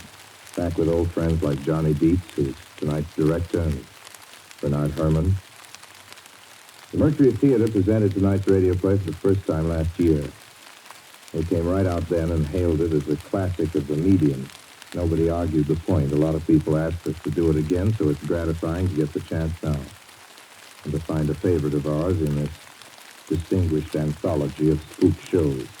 Personally, I've never met anybody who didn't like a good ghost story. But I know a lot of people who think there are a lot of people who don't like a good ghost story. For the benefit of these, at least, I go on record at the outset of this evening's entertainment with a sober assurance that although blood may be curdled on this program, none will be spilt. There's no shooting, knifing, throttling, axing, or poisoning here. No clanking chains, no cobwebs, no bony and/or hairy hands appearing from secret panels, or better yet, bedroom curtains. If it's any part of that dear old phosphorescent foolishness that people who don't like ghost stories don't like, then again, I promise you, we haven't got it. Not tonight. What we do have is a thriller. It's half as good as we think it is. You can call it a shocker. It's already been called a real Orson Welles story. Now, frankly, I don't know what this means. I've been on the air directing and acting in my own shows for quite a while now, and I don't suppose I've done more than half a dozen thrillers in all that time. Honestly, I don't think even that many, but it seems I do have a reputation for the uncanny. Quite possibly, a little escapade of mine involving a couple of planets, which shall be nameless, is responsible. Doesn't really matter. Don't think I disapprove of thrillers. I don't. A story doesn't have to appeal to the heart. It can also appeal to the spine. Sometimes you want your heart to be warmed, and sometimes you want your spine to tingle. The tingling, it's to be hoped, will be quite audible as you listen tonight to The Hitchhiker. That's the name of our story, The Hitchhiker.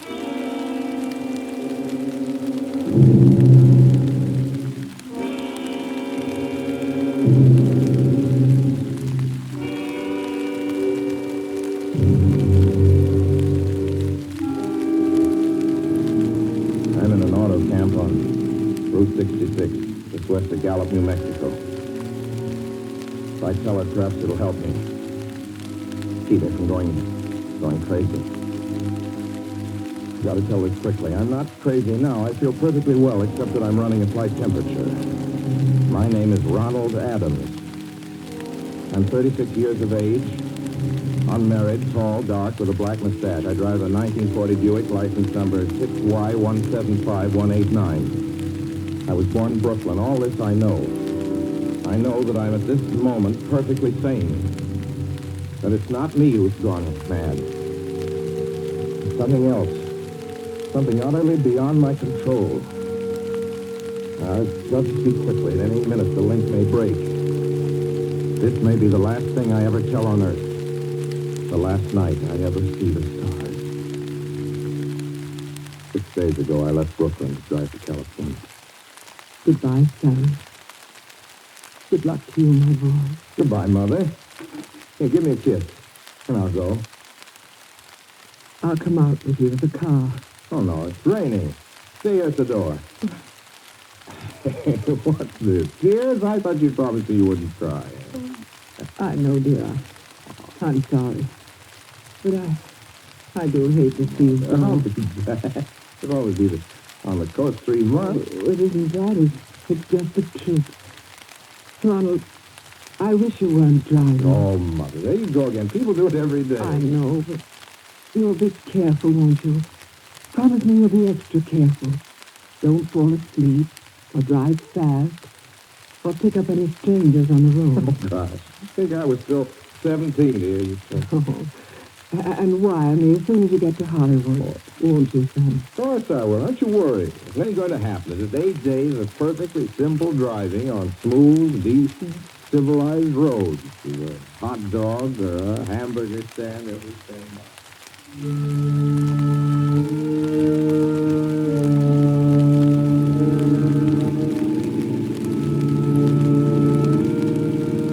I was in fine spirits. The drive ahead of me, even the loneliness, seemed like a lark. I reckoned without him. Crossing Brooklyn Bridge that morning in the rain, I saw a man leaning against the cables. He seemed to be waiting for a lift. There were spots of fresh rain on his shoulders. He was carrying a cheap overnight bag in one hand. He was thin, nondescript, with a cap pulled down over his eyes. I would have forgotten him completely, except that just an hour later, while crossing the Pulaski Skyway over the Jersey Flats, I saw him again. At least, he looked like the same person. He was standing now with one thumb pointing west. I couldn't figure out how he got there, but I thought probably one of those fast trucks had picked him up, beat me to the Skyway, and let him off. I didn't stop for him. Then late that night, I saw him again. It's on the New Pennsylvania Turnpike between Harrisburg and Pittsburgh. It's 265 miles long with a very high speed limit. I was just slowing down for one of the tunnels when I saw him, standing under an arc light by the side of the road. I see him quite distinctly, the bag, the cap, even the spots of fresh rain planted over his shoulders. He hallooed at me. Hello! Hello! Stepped on the gas like a shot. Those lonely countries of the Alleghenies, I had no intention of stopping. Besides the coincidences, or whatever it was, maybe the Willis. Stopped at the next gas station.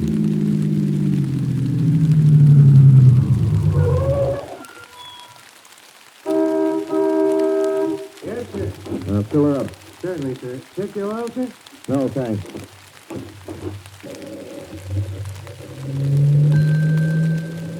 Nice night, isn't it? Yes. It hasn't been raining here recently, has it? Not a drop of rain all week. Oh? Oh, I suppose that doesn't done your business any harm. Oh, people drive through here all kinds of weather. Mostly business, you know. There aren't many pleasure cars out on the turnpike this season of the year. I suppose not. What about hitchhikers? Hitchhikers here? What's the matter? Don't you ever see any? Not much. If we did, it'd be a sight for sore eyes. Why? Oh, I'd be a fool who started out to hitch rides on this road. Look at it. Then, you've never seen anybody? No. Maybe they get the lift before the turnpike starts. I mean, you know, just before the toll house. But then it'd be a mighty long ride. Most cars wouldn't want to pick up a guy for that long a ride. And you know, this is pretty lonesome country here. Mountains and woods. You ain't seen anybody like that, have you? Oh, no. Oh, no, not at all. I was just a technical question. Okay. Well, that'll be just $1.49 with the tax.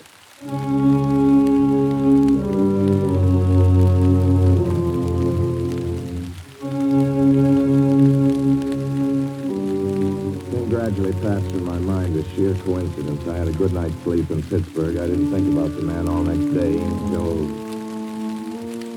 just outside of Zanesville, Ohio, I saw him again. It was a bright, sunshiny afternoon. The peaceful Ohio fields, brown with the autumn stubble, lay dreaming in the golden light. I was driving slowly, drinking it in, when the road suddenly ended in a detour. In front of the barrier, he was standing.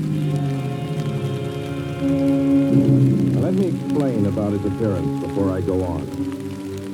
I repeat, there was nothing sinister about him. He was as drab as a mud fence, nor was his attitude menacing. He merely stood there, waiting, almost drooping a little, with a cheap overnight bag in his hand. He looked as though he'd been waiting there for hours. And he looked up. He hailed me. He started to walk forward. Hello! Hello! Hello? No, not just now, sorry. Hello to California? No, not today. The other way, going to New York, sorry.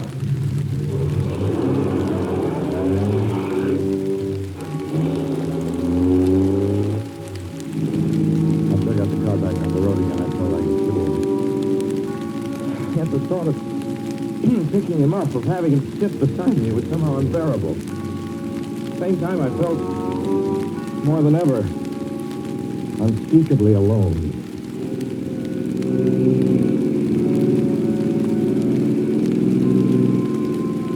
Hour after hour went by.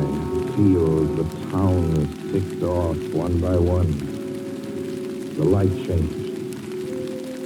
I knew now that I was going to see him again. And though I dreaded the sight, I caught myself searching the side of the road, waiting for him to appear.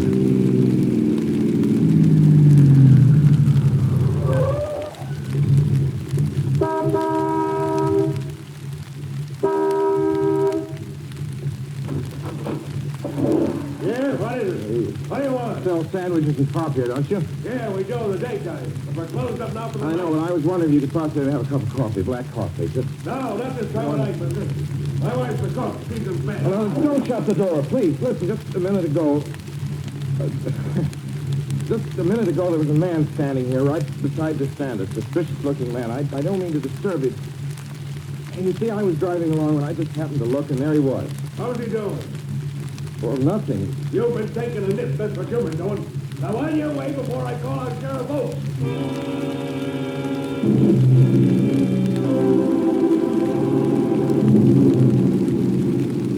I got into the car again and drove on slowly. Beginning to hate the car. If I could have found a place to stop. To rest a little. I was in the Ozark Mountains of Missouri now. Few resort places there were closed, only an occasional log cabin, seemingly deserted. That's all that broke the monotony of the wild, wooded landscape. I had seen him at that roadside stand. I knew I'd see him again. Maybe at the next turn of the road. I knew that when I saw him next, I would run him down.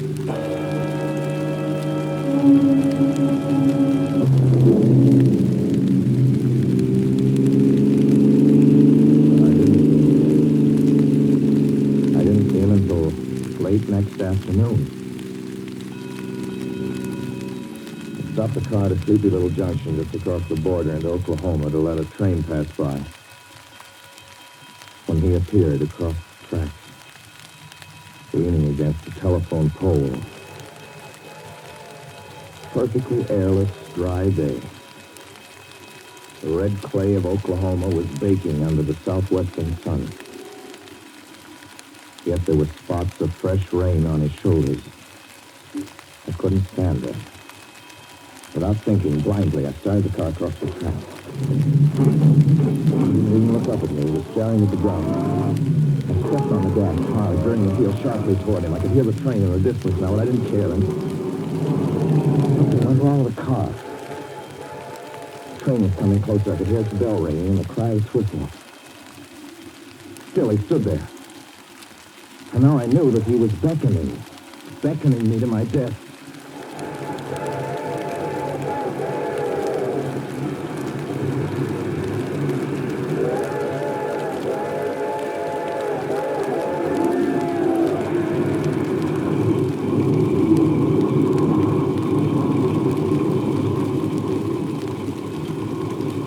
Well, I'm frustrated in that time. The starter worked at last. I managed to back up. When the train passed, he was gone. I was all alone in the hot, dry afternoon.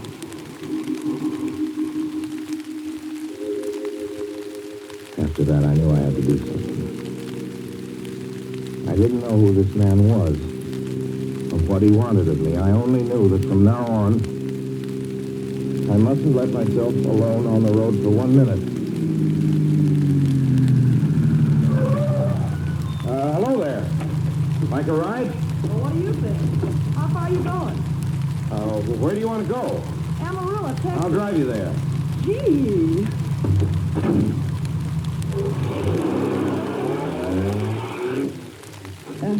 You mind if I take off my shoes? My dogs are killing me. Go right ahead. Oh, gee, what a break You this is. hitchhike much? Sure, only it's tough sometimes in these great open spaces to get the break.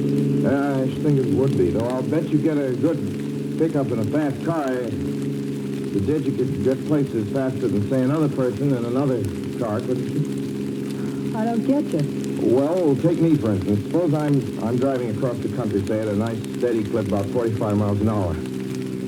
Couldn't a girl like you just standing beside the road waiting for a lift beat me to town, or any town, provided she got picked up every time in a car doing from 65 to 70 miles an hour? I don't know. What difference does it make? Oh, no difference. It's just a crazy idea I have sitting here in the car. Imagine spending your time in a swell car thinking of things like that. What would you do instead? What would I do? If I was a good-looking fella like yourself, why, I just enjoy myself every minute of the time. I sit back and relax. If I saw a good-looking girl along the side of the road, hey, look out! See who? A man standing beside the barbed wire fence. I didn't see anybody. It wasn't nothing but a bunch of cows and a wire fence. No? What do you think he was doing? Trying to run into the barbed wire There's a man fence? there, I tell you. A thin gray man with an overnight bag in his hand. Well, I was trying to run him down. Run him down? Kill him? So you didn't see him back there? You sure? I didn't see a soul. As far as Watch that's concerned. for him the next time and keep watching. Keep your eyes peeled on the road. He'll turn up again. Maybe any minute. There! Look there!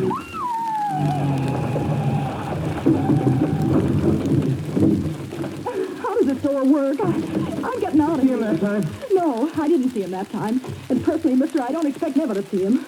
All I want to do is go on living. I don't see how I will very long driving with you. Oh, I'm sorry. I don't know what came over me, but please don't go. So if you'll excuse me... You can't go. Listen, how would you like to go to California? I'll drive you to California. Seeing pink elephants all the way? No, thanks.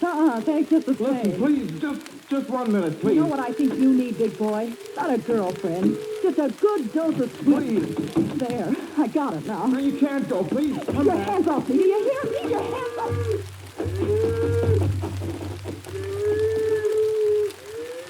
She ran from me. As though I were a monster. 2 minutes later, I saw a passing truck pick her up.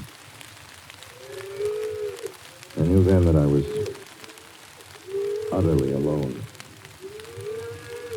In the heart of the great Texas prairies, there wasn't a car on the road after the truck went by. I tried to figure out what to do, how to get hold of myself. I could find a place to rest, or even if I could sleep right here in the car for a few hours, as long as it's time of the road. Getting my winter overcoat out of the back seat to use as a blanket when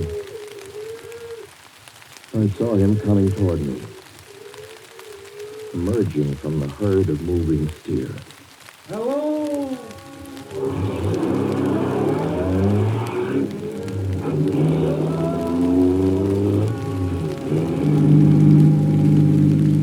Maybe I should have spoken to him then. Fought it out then and there. But now he began to be everywhere. Whenever I stopped, even for a moment, for gas, for oil, for a drink of pop, a cup of coffee, sandwich, he was there. I saw him standing outside the auto camp in Amarillo that night when I dared to slow down. He was sitting near the drinking fountain, a little camping spot just inside the border of New Mexico. He was waiting for me outside the Navajo reservation where I'd stopped to check my tires. I saw him in Albuquerque when I bought 20 gallons of gas. I was afraid to stop now. I began to drive faster and faster. I was in lunar landscape now. The great arid mesa country of New Mexico. I drove through it with the indifference of a fly crawling over the face of the moon. Now he didn't even wait for me to stop. Unless I drove at 85 miles an hour over those endless roads, he waited for me at every other mile. I see a figure, shadowless, flitting before me, still in the same attitude, over the cold, lifeless ground, flitting over dried-up rivers, over broken stones cast up by old glacial upheavals, flitting in that pure and cloudy air. I was beside myself when I finally reached Gallup, New Mexico. There's an auto camp here. Cold, almost deserted this time of year. I went inside and asked if there was a telephone. And to feeling that if only I could speak to someone familiar, someone I loved, I could pull myself together.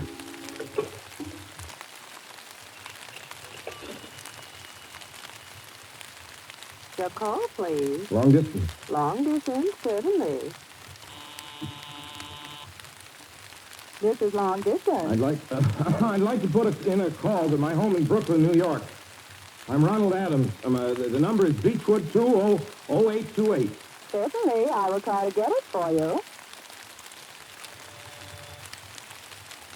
Albuquerque, New York for Gallup.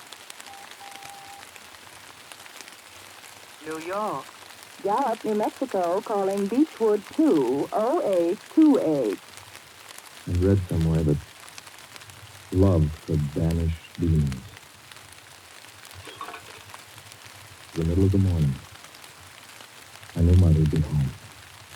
I pictured her tall and white-haired in a crisp house dress, going about her task. Enough, I thought, just to hear the even calmness of her voice. Will you please deposit $3.85 for the first 3 minutes?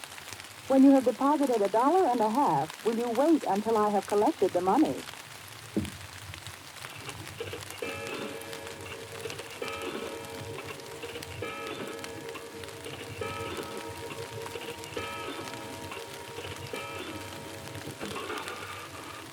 All right, deposit another $1.50.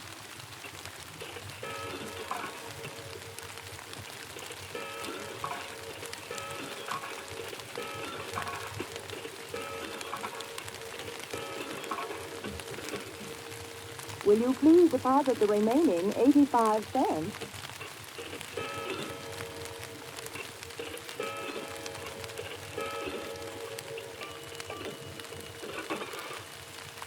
Ready with Brooklyn. Go ahead, please. Hello?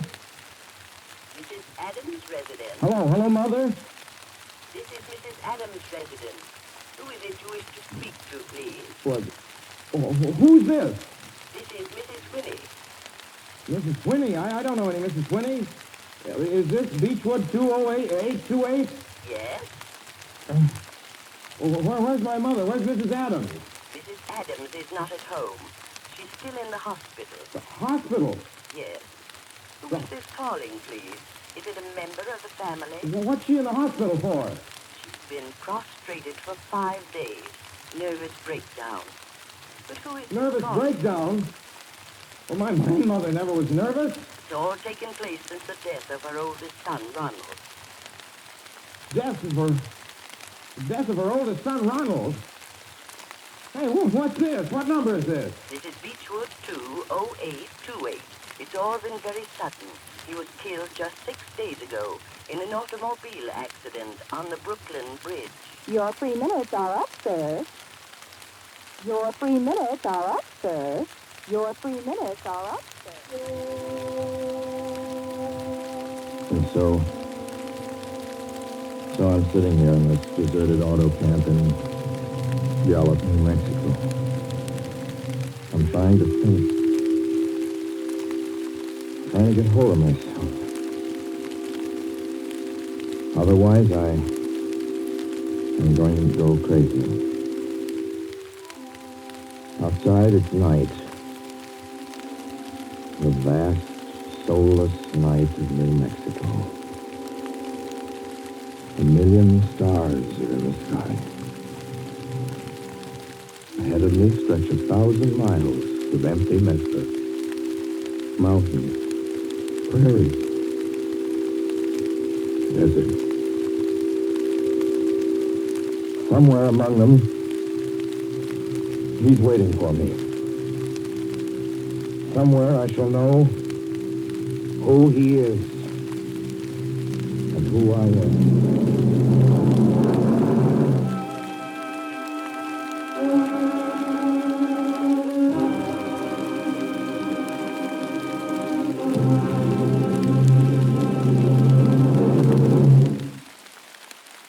So ends The Hitchhiker, and to Orson Welles our considerable thanks for his playing of the title role. Mr. Welles, help wanted. Men, women, and children. Nature of work, hard, monotonous, back-breaking labor. Hours, 75 a week minimum.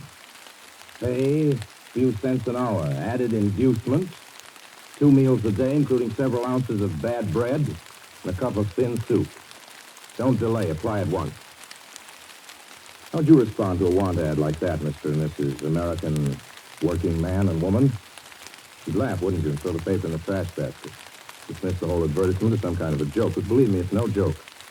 It's a simple statement of the working conditions that exist today in Nazi Germany and the conquered countries under Nazi rule. It's also an exact statement of the working conditions that will be imposed on you and every member of your family if the Nazis win this war.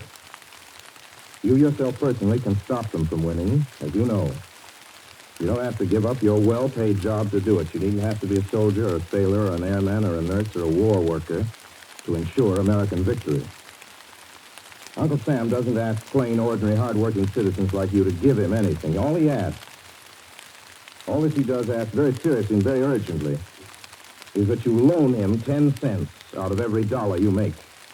That's all there is to it. Lend Uncle Sam a dime to win this war, and he'll pay you back with interest when he's won it. The easiest, most convenient way to lend him these dimes is to enroll in the payroll savings plan. Just tell your boss to deduct 10 cents from every dollar he pays you and lend it to Uncle Sam in your name. Sign up for this simple savings plan today, and when victory comes, you'll have war bonds in your pockets instead of Axis bonds on your wrists. Suspense will be heard again 2 weeks from tonight. Next Wednesday night, September 9th, the Columbia Broadcasting System will present over many of these stations at 9:30 p.m. Eastern Wartime an address by W. Averill Harriman, United States Lend-Lease Administrator in London. Mr. Harriman, as the personal representative of the President of the United States, attended the Moscow conferences between Winston Churchill and Joseph Stalin. Next Wednesday's broadcast will be Mr. Harriman's first public address since his return to this country. Suspense is produced and directed by William Spear. John Dietz was our guest director this evening. Tonight's radio drama was written by Lucille Fletcher. The original score was by Bernard Herrmann.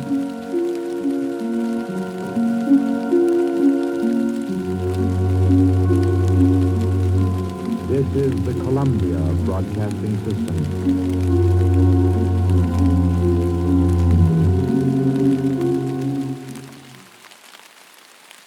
Give a few seconds of your time to help win this war? Then listen. At Stalingrad the other day, a Nazi tank unit attacked a corps of Russian soldiers. The Russians tried to stop the tanks and fought until their guns were silenced. Then did they surrender? Did they retreat? No. 18 of them rushed forward with bombs in their hands, got under the tanks and blew them up. They gave their lives for their country. You and I are not asked to give our lives for ours. All we're asked to do is buy war bonds and stamps. Our American soldiers are giving their lives for us each day. More and more of them every day. Can we do less than loan our money to them? It's such a simple, easy thing to do. Out of every dollar you earn, lend 1 dime to your country. Do it regularly by joining the 10% club where you work. And do it now. Our soldiers need your help.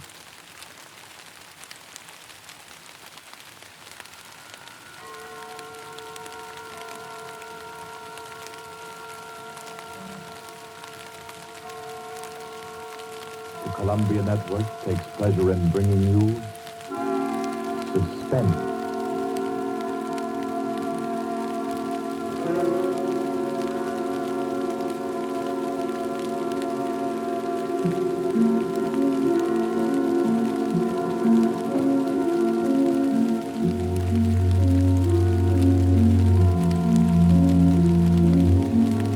Suspense, Columbia's parade of outstanding thrillers. Produced by William Spear and scored by Bernard Herrmann, with notable melodramas from stage and screen, fiction and radio, presented each week to bring you to the edge of your chair, to keep you in suspense.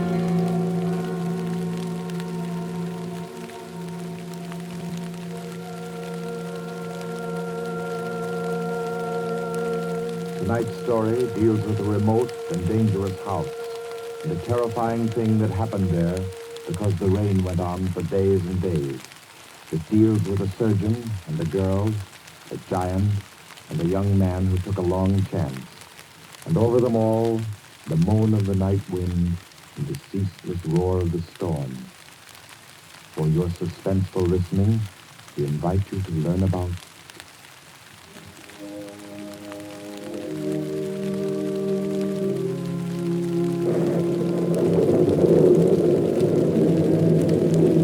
the Kepler method.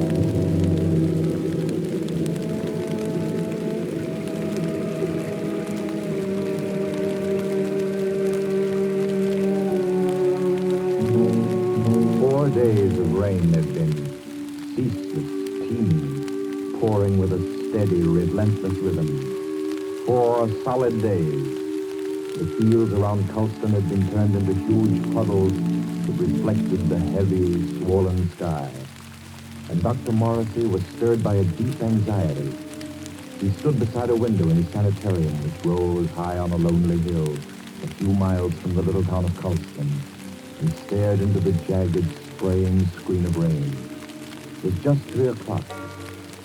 3 o'clock of an afternoon he would long remember. He was on the point of sending for Caffrey, the ward attendant, when the door opened, and Caffrey came in, pale, disturbed. Dr. Morrissey, is there anything wrong, Caffrey? I don't know. There's a feeling down in the ward. Feeling? This rain's going on too long. The patient's getting uneasy? They're bound to, ain't they? If a guy with good nerves gets jumpy, you can imagine what it does to theirs. Seem to be affecting anyone in particular? Number 5's been carrying on. Kettler? Yeah. I brought him up. Nurse Carter's waiting with him out in the hall. Bad as that? He's upsetting the others. Keeps asking for some guy named Benham. Oh, that's the man he killed. I didn't know he was homicidal. Oh, it was an accident. He was performing a brain surgery on Benham, and him? Oh, Kettler was a very important surgeon, Caffrey. Didn't you know that? We keep saying so, but it's perfectly true. Very successful Dr. Kettler was, until he perfected an operative procedure that he called the Kettler method. A new process of brain operation. Spent most of his life on it, and, well, when he tried it for the first time on this young lad Benham, and Benham died on the table, it unbalanced his mind. I've got to go back down there now. I think you'd better wait while I talk with Kettler. Okay, I'll bring him in, but don't make it long. I don't like the feel of things around here. Nurse, Miss Carter. Yes, we're coming. You can bring him in now. Come along. Dr. Morrissey wants to see you. Just come in, Kettler. I'd like to ask Dr. Morrissey a question. I'd like to ask him a question. Yes, Dr. Kettler. I should like to ask him where Laird Benham is. I know he'll never tell me. But I will, Kettler. Laird Benham is buried somewhere out there under the rain. He is at peace, Kettler. Can't you forget about him? Just forget. You'd all like to forget about him, wouldn't you? Then you could keep him hidden away forever, couldn't you? Benham is dead, Kettler. You know that. Benham died. He did not. He's alive. He was alive when you and the rest of the envious medical profession stole him from the operating table. Kidnapped him with my bandages still round his head. You were determined to make the Kettler method seem a failure, weren't you? Weren't you? Easy now. Believe me, Kettler. I Benham died. He is now, Dr. Morrissey. He's in the cellar under the ward downstairs, isn't he? Isn't he? Kettler. Let me see. There's... Oh, you'd better take him down, Kettler. All right. Come along now, sir. I'll take him, nurse. You won't sure. Even though it would make me well again. My cellars are empty, Kettler. Believe me, Benham isn't there. You sit there in power and order me away. Come on, Kettler. There's something I have to say. I've always been above violence, Dr. Morrissey. But the time comes when there's no other course. This is a warning, Doctor. A warning. And the joke is that you won't heed it. Come on with you. You won't heed it now. But you'll remember it. And soon you'll remember it. Tables turn, Dr. Morrissey. Tables turn.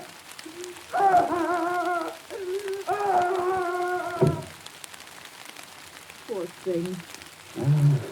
I'm afraid I'm failing with him. Failing completely. But you're not. It takes time to put a man back together. Oh, it's taken me too long with Kettler. I'm beginning to be afraid. If you'll pardon me, Doctor. Yes? I do think you're making a mistake. With him? No, with yourself. You haven't had a real vacation in 3 years, Dr. Marcy. Oh, you think I'm wearing a big thing just now, don't you? And you're right. But I really can't leave my patients in anyone else's hands. Not now, at any rate. No, I'll have to make the best of it. But you need relaxation. I know. Well, I hope to soothe my ragged nerves somewhat over this weekend. Oh? I've some friends coming down from the city Friday night. Leslie and Claire Winton. Young married couple, newlywed. And I'm just going to relax with them and forget everything until Monday morning. You must, Doctor. You do need it so badly. Oh, by the way, Doctor. Yes? I slipped some those new sample bandages into your coat pocket. Thanks. I'll have a look at them. I think they're quite good. The salesman said that... Yes, ma'am. What is it? Did you hear something? Thunder, wasn't it? Something else besides thunder. I thought it. Well, I didn't hear it. My nerves must be getting the best of me. Perhaps it's a case of nurse heal thyself, eh? I'm not the only one who needs a rest. You know, it might be a very good idea if we both... Dr. Morrissey. I heard that. What is it? Coming from the ward. Sounds like that was a shot, nurse. You get on the phone. Call the police at Coaston. Hello? Hello? Hello? Keep at it. Hello? Someone's trying to get in from the hall. Dr. Morrissey! Dr. Morrissey!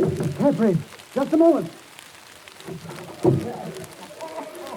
Hatred, what is it? He's ganged up on me. All of them coming up the stairs. Hitler, clear out of here. Oh. Steady, nurse. He's dead, isn't he? Isn't he? Yes. Dr. Morrissey. Hitler. Remember my warning. Remember it, Doctor. Tables turn, Dr. Morrissey. Tables turn.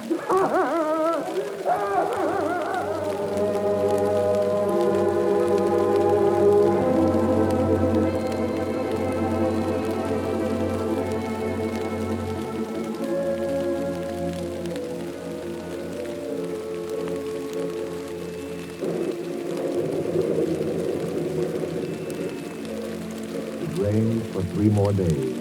Friday night came, black, wet, and glistening.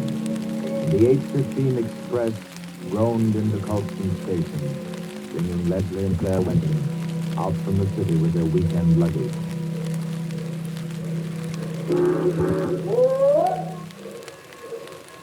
Isn't Dr. Morrissey sending his car for us, Leslie? Yes, Claire. The chauffeur was supposed to drive us over to the sanitarium to pick up the doc, and then we're all going over to his house together. Well, I don't see any car, do you?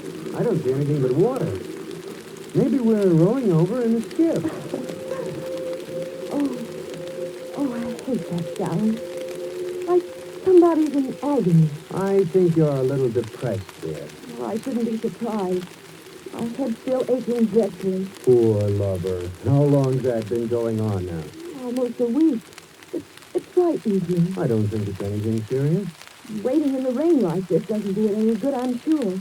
I don't understand. Doc's usually so punctual. Right on the dot. You don't suppose we ought to call the sanitarium? You people for Dr. Morrissey, yes? Well, yes, we're the Wintons. Doc sent you to pick us up? Hi, Cato. Dr. Morrissey's chauffeur. You got luggage? Yes. Here it is. I take. You follow me to car. Come. We're coming. Leslie, Yes? it's tremendous, isn't it? He must be 6.5 feet tall. I'm over 6 myself, darling. He's nearer 8. That's a giant. Yet those shoulders. He could snap me in two like a matchstick. Well, I hope he likes it. So do I, light of my life. Waiting. You come, please. But I really don't think he does. Coming.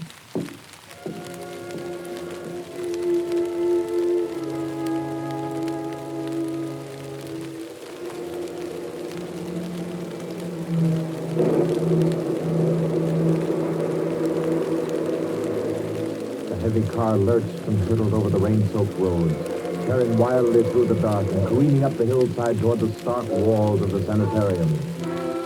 Its skidded to a standstill in front of the main entrance, and cold black Cato led them inside. The brightly lit corridors were deserted, silent, like hallways in a nightmare. Claire was aware of her headache growing steadily worse as Cato opened the double doors and ushered them into the waiting room. You'll tell Dr. Morrissey we're here, huh? Doctor, be with you soon. You do not go away. Yes, thanks.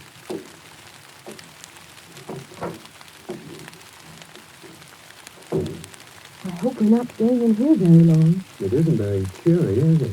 I don't like places like this. I suppose it's very foolish of me, but I always feel as if I'm in some sort of danger. That's the headache again. Everything seems worse than it really is when you're not feeling well. Don't you always find... Yes? Somebody's knocking.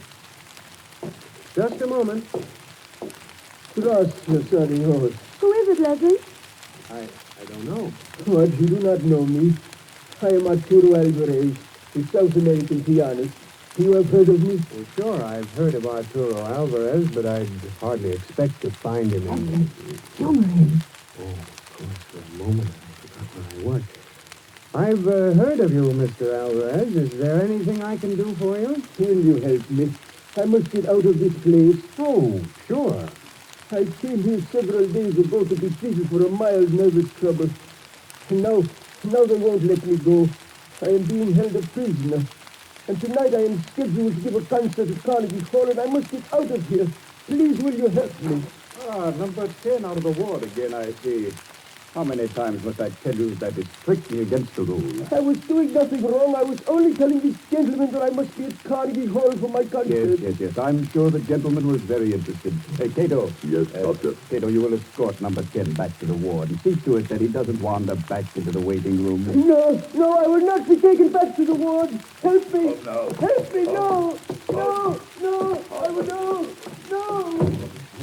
How strongly he believes in his delusions.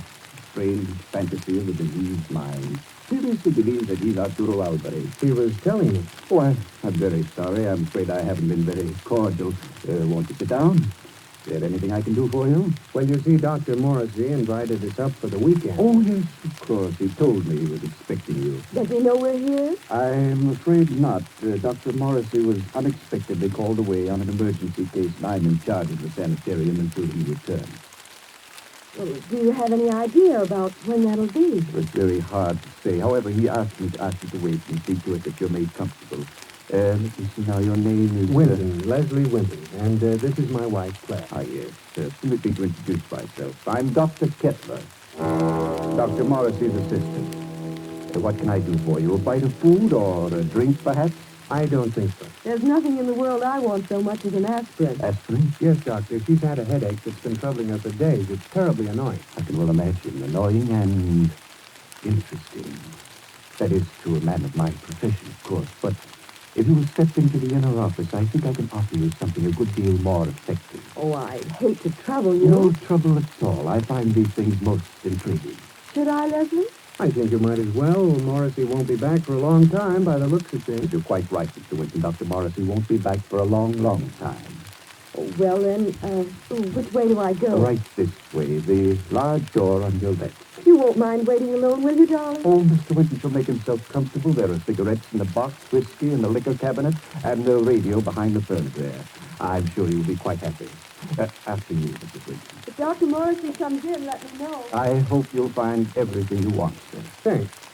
By the way, Doctor. Yes? You said you had something better than aspirin. I didn't know there was anything better than aspirin for a headache. I have something, Mr. Winton. Really? It's a process which I invented myself. One that never fails. A little treatment, very effective and highly complicated, called the Kettler method. Please make yourself at home, Mr. Winton.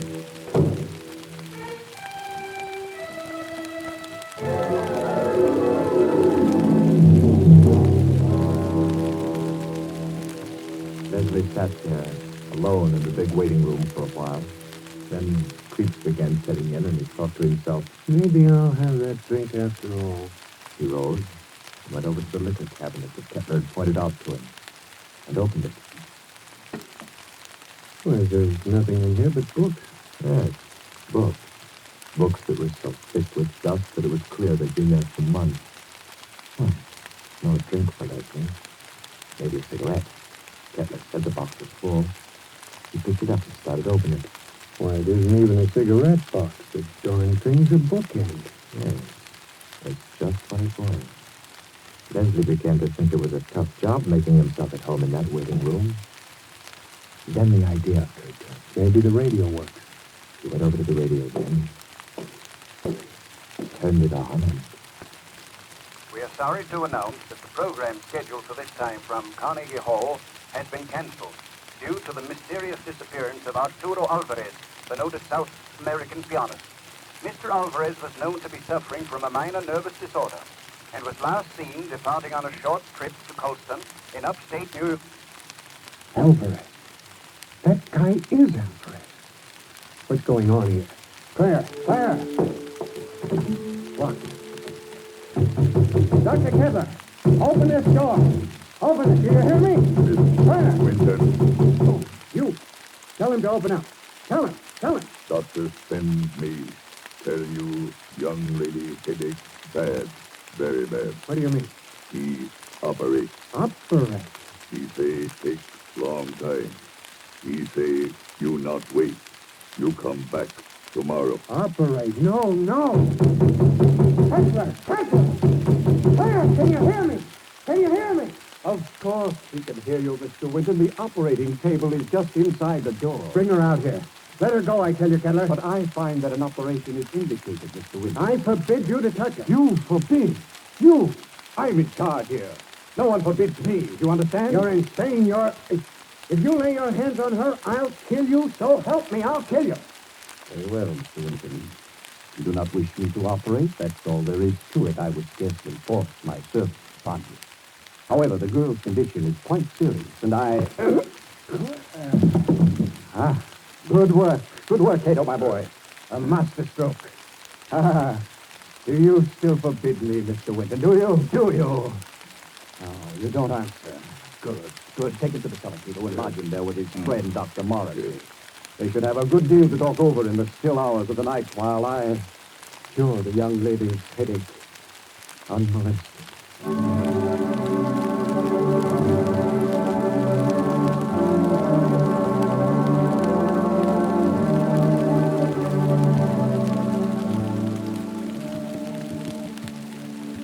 You've got to pull yourself together, Leslie.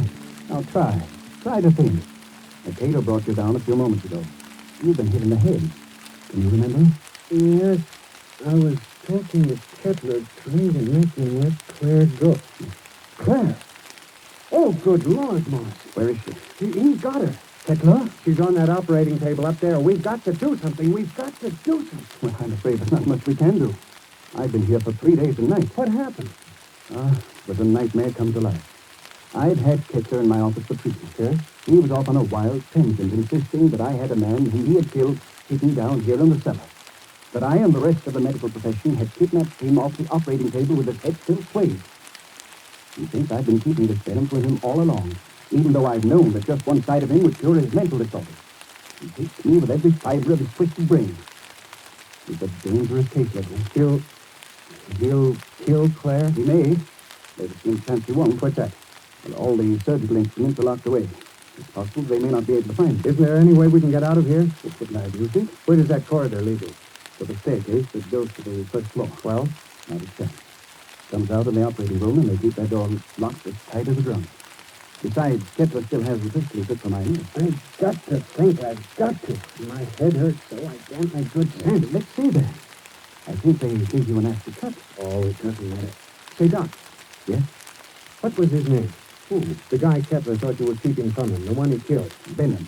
Ed Benham. Why? Was he a young fellow? Yes, rather tall, slender chap. Say, Doc, do you have any bandages down here? What? Bandages. Why, yes, I think so. They're stored down here. Enough to bandage my whole head, face, and everything? Why? I might have a chance of getting through that door up there.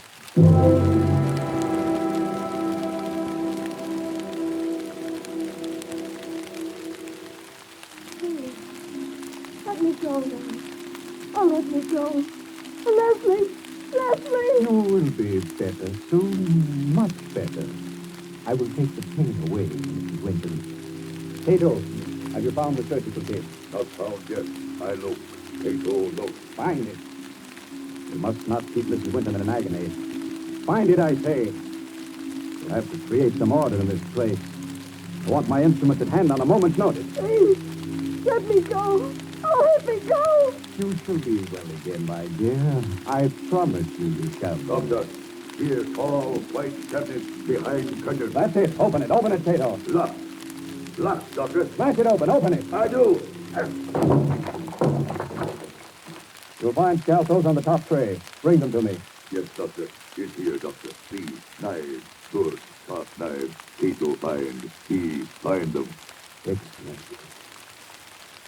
How they glitter.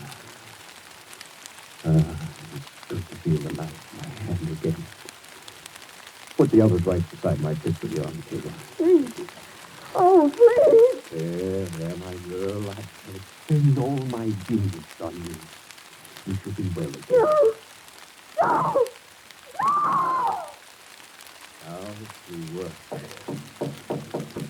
What was that? Who's there? Dr. Kepler, Who is it?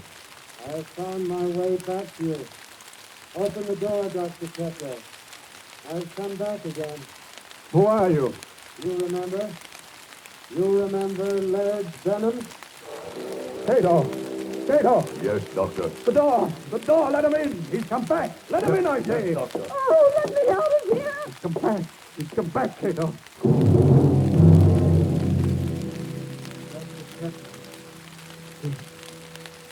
Benham, I knew it all along. You're alive, you're living. Yes, Dr. Kepler.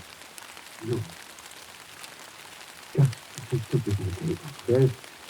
They took me away before the operation was complete. Finish it now. Hurry. I can't live much longer. I'm about to die. No. Cato, get Benham out of the table.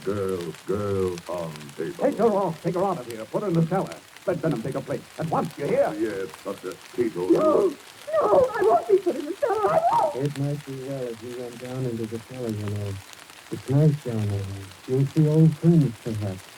Old friends who need help. Hurry, I say. Yes, Doctor. Come. I'm coming. Are you all right, Benham? We can. Cato! Cato, close door. No, stop wasting time. Leave the door alone. Help me get Benham on the table. Yes, Doctor. Cato, do. Oh, that's right. Now, listen carefully. Yes. Good. Oh. Now, lie back. Gently. All right. Careful now. There we are. Cato, give me the knife. Yes, Doctor. Take off the bandages. From the top, Cato. That's correct. That's proper procedure. There. Now that's... I thought his hair was blonde, not black. Well, perhaps I've forgotten. I've forgotten so many things that... There was a scar on his forehead. I clearly remember a scar on his forehead. Or maybe I met that too. Perhaps it was someone else with brown eyes. Benham, didn't you have blue eyes? I know they were blue. And your nose was thinner and longer. Yeah. And your lips. You had thick lips. That I know. Bandages off, Doctor. Dr. Kepler, there's a trick here. You're not Benham. You're not Benham. You're that young Mr. Winter. Dr. Kepler, listen to me. Cheat.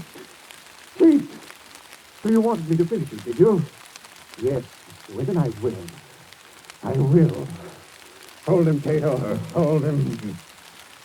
See the knife, Mr. Winton? Watch it glisten as it comes Down, down, down, and into...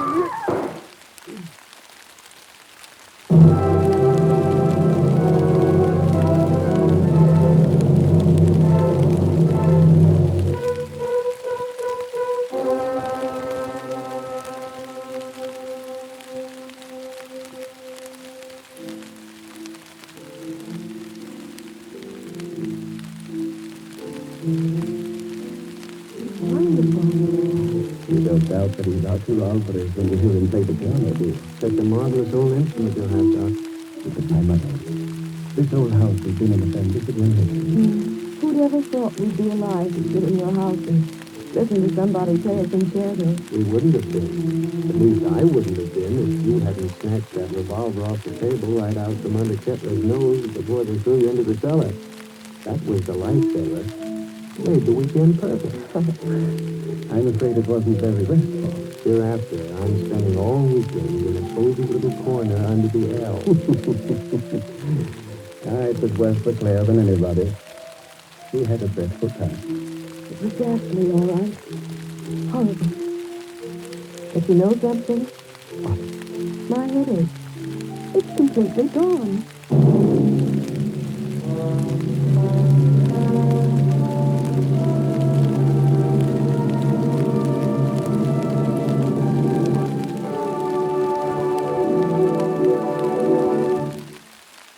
So ends the Kettler method, the tale of a memorable weekend and a long-awaited dead man who didn't return after all. This was tonight's story of Suspense. Suspense is produced by William Spear. John Dietz was our director this evening. Tonight's radio drama was written by Peter Barry and scored by Bernard Herrmann. Roger DeKoven was Dr. Kettler, John Gibson, Leslie Winton, and Gloria Stewart played Claire Winton. Others in the cast were Guy Repp, Martha Faulkner, Winfield Pony, and Ralph Smiley. Next week at this time, Columbia will bring you another selected story from the world's great literature of thrill. Another study in suspense. This is Barry Kroger, and this is the Columbia Broadcasting System.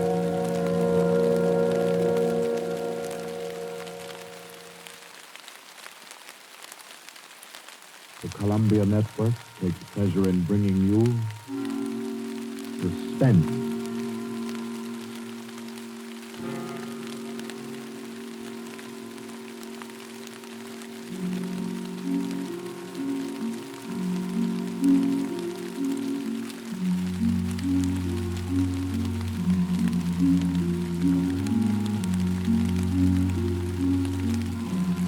Suspense.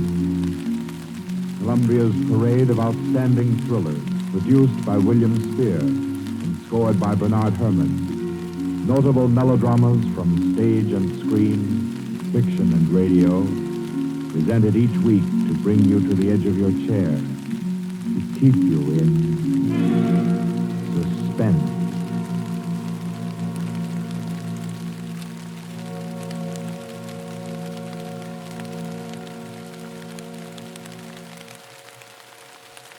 Tonight's story, by the noted American author T.S. Stribling, deals with a crime of murder on an exotic and atmospheric island, with ragged beggars who slept in a Hindu temple and awoke with gold in their pockets, and a dead girl lying near them, and with a strange and mystical entrance into the life of hereafter, which is the experience of an American psychologist.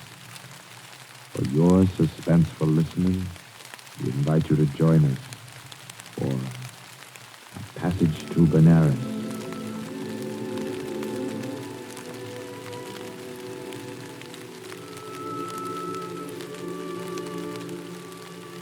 In Porto, Spain, in Trinidad, at 5:30 in the morning, Mr. Henry Poggioli, an American psychologist, stirred uneasily, became conscious of a splitting headache, opened his eyes in bewilderment, and then, with a shock, saw where he was.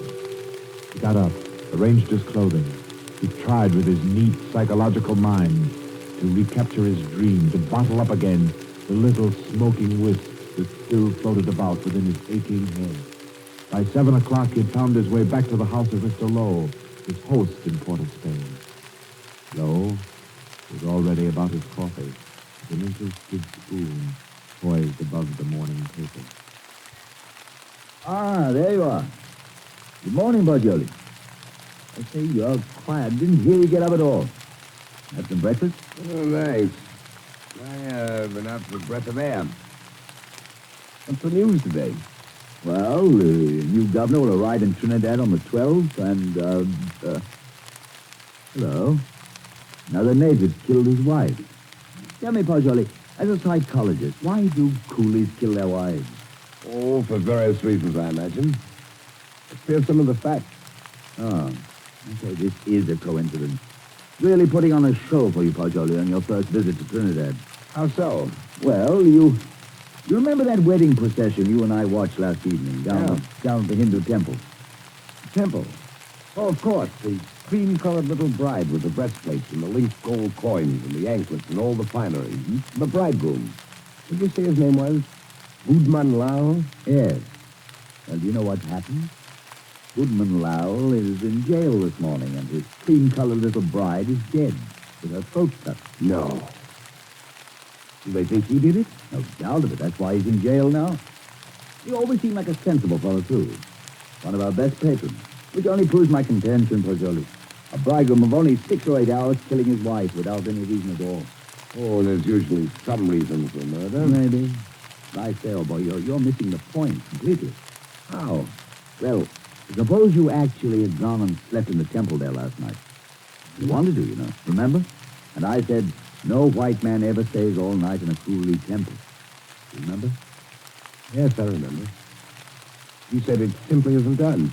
Well, if you had, Bargioli, I say, that would have been a pretty kettle, wouldn't it? Yes. Yes. Well, I'm afraid I'll be mixed up in this. Both Mr. Lal and his uncle Hiradas are clients of mine. Old Hiradas has upwards of $5 million in my bank. Hiradas? Didn't you tell me he built that temple where the murder took place? Yes. What the Hindus call a temple and rest house. Hiradas gives rice and tea to any traveler who comes in for the night. It's an Indian custom to help mendicant pilgrims. A rich Indian will build a temple and rest house just as you Americans erect libraries. Ah. What does it say there about the murder, though? Goodman Lal, nephew of the famous Mr. Hiradas, was arrested early this morning at his home for the alleged murder of his wife, whom he married yesterday. The body was found at 6 o'clock this morning in the temple where the wedding ceremony took place. The temple attendants gave the alarm. The victim's head was severed completely from her body, and all her jewelry was gone. 5 coolie beggars who were asleep in the temple when the body was discovered were arrested. They all claimed ignorance of the crime, but a search of their persons revealed that each beggar had a piece of the bride's jewelry and a coin from a necklace. Goodman Lal and his wife were seen to enter the temple at about 11 last night for the Hindu rite of purification. Mr. Lal, who is a prominent curio dealer, declines to say anything further. Doesn't tell you very much, does it? No, not much. What do you make of those beggars? Oh, that's simple enough. Those devils laid in wait inside the temple until the husband went out and left his wife. Then they murdered her and divided the spoil. Ah, but she had enough bangles and geegaws to give a dozen to each man. Yes, you're quite right, Bargioli. That's a fact. Why should they continue sleeping in the temple after they killed her if they did murder her? Well, why shouldn't they? They knew they'd be suspected, and they couldn't get off the island without capture, so they thought might as well lie down again and go back to sleep. You may be right, Lo, but that doesn't look like the solution to me. Well, I'm satisfied that's how it occurred. You mean the beggars killed her? Mm-hmm. Well, I don't think so. I rather fancy that the actual murderer took the girl's jewelry and went about the temple thrusting a bangle and a coin in the pockets of each of the sleeping beggars to lay a false scent. No, that's laying it on a bit too thick, Bargioli. My dear Lo, that's the only possible explanation for the coins in the beggar's pockets. I know, boy, you've had lots of experience in these things. Come along with me, and we'll go up and see Mr. Hiradas and see if we can't help his nephew. I'll be glad to. But we'll go to the temple first. Then we'll call on Mr. Hiradas. Well,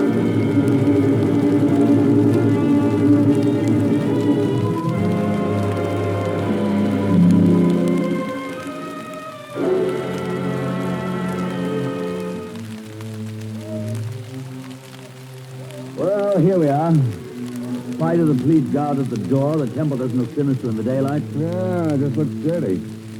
Yeah, let's go in and question the beggars. Excuse me, did any of you fellows hear noises in this temple last night? Oh, much sleep, Sahib. No noise. Policeman punch us wake this morning. Makes it still here. What's your name? Judah Cham, Sahib. When did you go to sleep last night? When I ate rice and tea, Sahib. Mm-hmm. Do you remember seeing Budman Lal and his wife enter this building last night? Yes, remember, Sahib. Did you see them go out? No, Sahib. No one remember go out. You were all asleep then, huh? All asleep, Sahib. Did you have any dreams during your sleep? Hear any noises? I dream bad dreams, Sahib. Huh? When policeman punched me awake this morning, I think dream has come true. And me, Sahib. You all have bad dreams? Yes, all have bad dreams. Look here, Pajoli. I don't see where this is getting us. I do think we ought to be getting on to old Haradas's house. No, I think we can now entirely discard the theory that the beggars murdered the girls. On what grounds?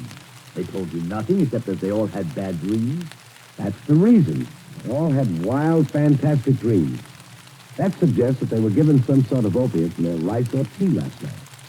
It's quite improbable that 5 ignorant coolies would have wit enough to concoct such a piece of evidence as that. It's a fact, but I don't believe a Trinidad court would admit such evidence. We're not looking for legal evidence. We're after some indication of the real criminal. Now I suggest that we get onto the house of Hiradas.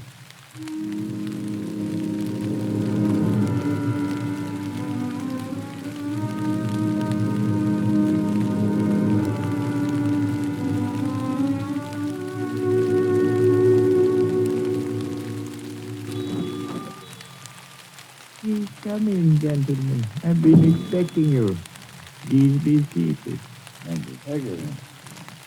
Most mysterious murder in the life of my poor nephew will depend upon your exertions, gentlemen.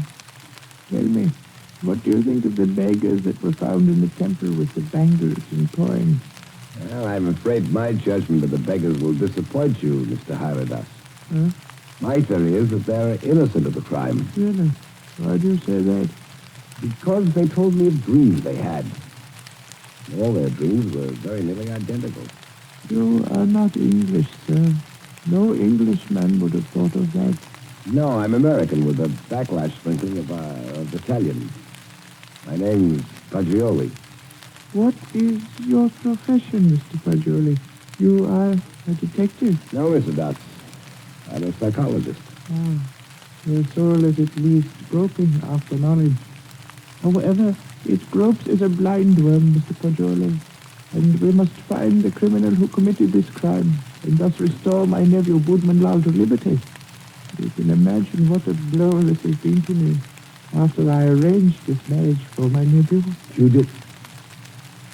Arranged a marriage for a nephew who was in his 30s? Yes, Mr. Fagioli. I wanted him to avoid the pitfalls into which I fell. He was unmarried, and he'd already begun to add dollars to dollars. I did the same thing. Now, look at me. An empty old man in a foreign land. What good is this house where men of my own kind can't come and sit with me, when I have no grandchildren to romp and play? No. I've piled up dollars and pounds. I've eaten the world, Mr. Fagioli, and found it bitter. Now here I am, an outcast. And why don't you go back to India, Mr. Hiradas? Why, Mr. Fagioli, my mind is half English. If I should return to Banaris, I'd walk about thinking what the temples cost.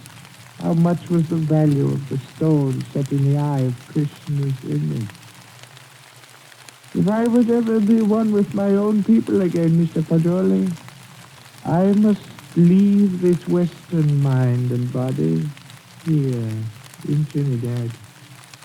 That's very interesting and moving, but we were discussing your nephew, Woodman Lau. Wait. In searching for the criminal, I would suggest you look for a moneyed man. Let me tell you my suspicions, and you can work out the details. What are they? I went out to the temple this morning to have the body of my poor murdered niece brought here to my villa for burial. I talked to the 5 beggars, and they told me there was a 6th sleeping in the temple last night. Oh, indeed. Yes, Mr. Lowe. A white man. White man? Yes, Mr. Lowe. All 5 of the coolies and my man, Guka, told me it was true. But, Mr. Hiradas, decapitation is not an American mode of murder. American? I was speaking generally. I mean, a white man's method of murder. It is indicative in itself. I meant to call your attention to it, friend. It shows the white man was a highly educated man who had studied the mental habits of other people than his own. So he was enabled to give the crime an extraordinary resemblance to a Hindu crime. But what motive could a white man have? Possibly robbery, Mr. Pajoli. Or if he were a very intellectual man, he might have murdered the poor child by way of experiment. Murder for experiment? Yes, Mr. Lynn. To record the psychological reaction. Why, I can't entertain such a theory as that, Mr. Hiradas. Oh, no. It is too far-fetched.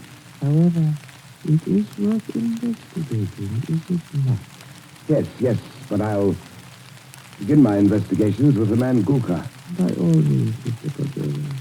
And in your investigations, gentlemen, hire any assistance you may need. Draw on me for any amount. I want my nephew exonerated, and above all things, I want the real criminal apprehended and brought to the gallows.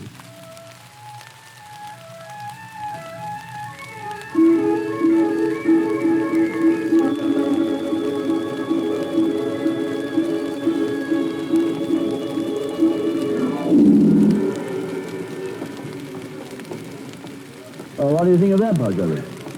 White man in that temple. Sounds like pure fiction to me, to shield Bowman Lau. You know, these fellows hang together like thieves. Say, it's a jolly good thing we didn't decide to sleep in the temple last night, isn't it? You know, in my opinion, Lowe, the actual criminal is Woodman Lau. Same here. I thought so ever since I first saw the account in the paper. Somehow these fellows will chop their wives to pieces for no reason at all. Now, what do you know about Woodman Lau? Well, he was born here, and he's always been a figure because of his rich uncle. Lived here all his life? Uh-huh. Except when he was in Oxford for 6 years. Oh, he's an Oxford man, huh? Yes. Yeah, there you are. That's the trouble. I don't understand. What do you mean, Pajoli? No doubt he fell in love with some English girl, but when old Hiradas chose a Hindu child for his wife, Woodman couldn't refuse marriage. No man was going to quarrel with a $5 million legacy. Then he chose this ghastly method of getting rid of the child bride. I dare say you're right. I feel sure Bowman Lau killed the girl. Jones, I'm getting tired of walking. There's a cab. Let's hop it and ride the rest of the way. Hi, cabby! A cab!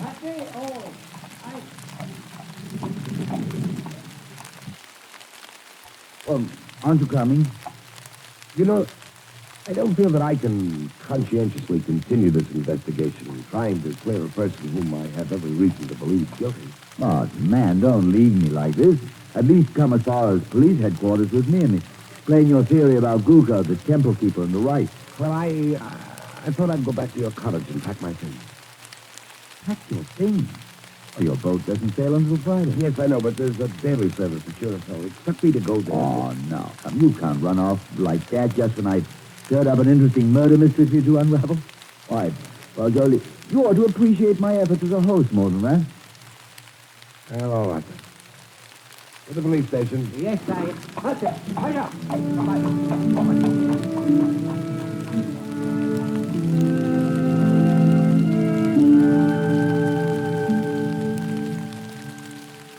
She figures This is my friend, Mr. Poggioli.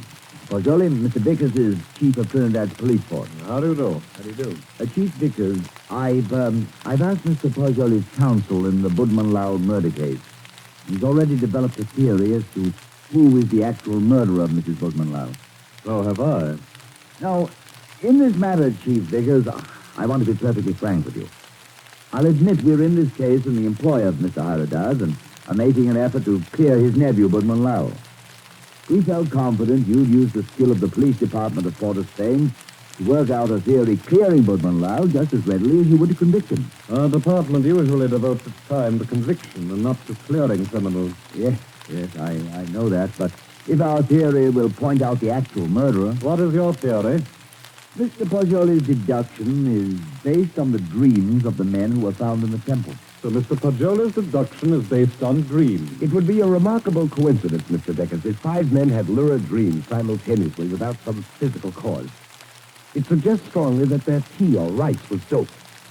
Now, if you find out what soporific was used, then have your men search the sales record of the drugstores in the city to see who has lately bought such a drug.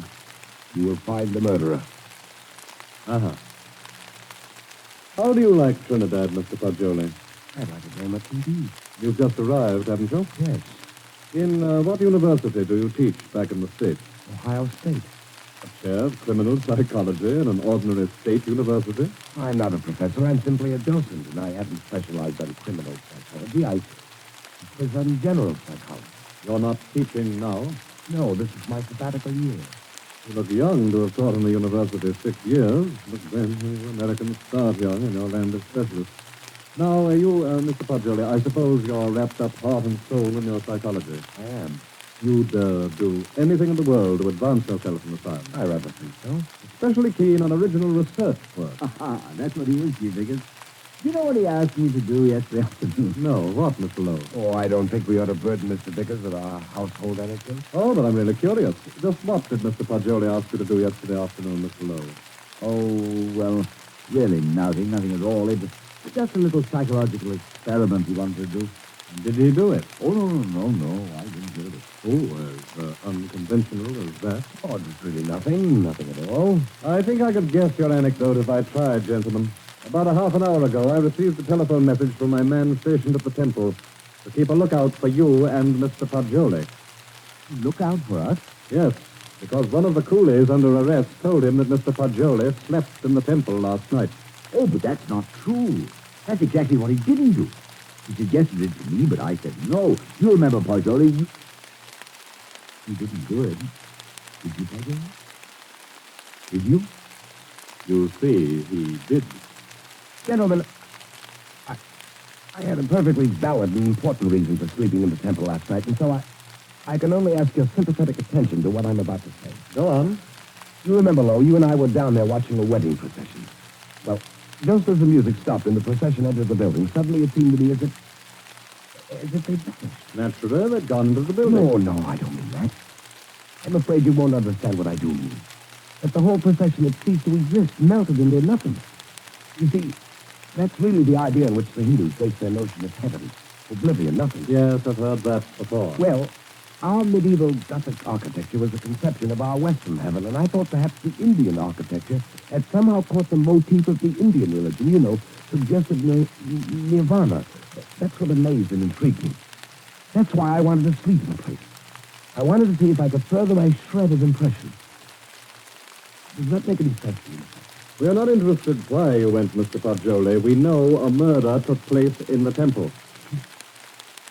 Can't think that I committed a horrible murder. You intellectual chaps do some pretty weird things, Mr. Poggioli. Why, only the other day I was reading about 2 young intellectuals. Yes, these fellows I read about also tried to turn an honest penny by their murder. I don't suppose you happened to notice yesterday that the little bride, Maila Ram, was almost covered with gold bangles and coins? Of course I noticed. I had nothing whatever to do with her. I did sleep in the temple. By the way, you say you slept on a rug just as the coolies did. Yes, I did. And you didn't wake up either, Mr. Poggioli? No. Then did the child's murderer happen to put a coin and a bangle in your pocket, just as he did the other sleepers in the temple? I don't know. I haven't looked in my pocket. Then please do so now, Mr. Fagioli.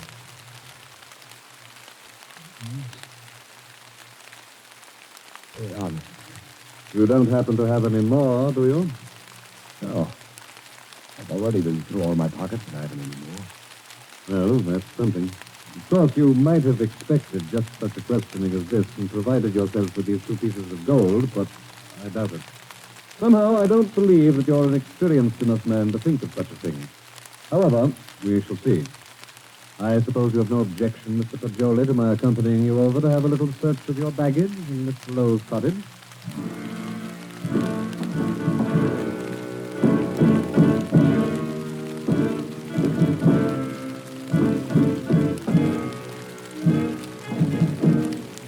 Now then, Mr. Fagioli, be so kind as to open your trunk.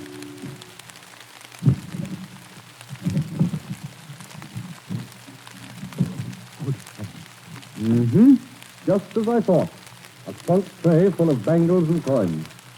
I'll say one thing for you, though, Mr. Fagioli. Your nerve almost got you by. But you can't believe that I did it. No. You don't believe I did this, do you?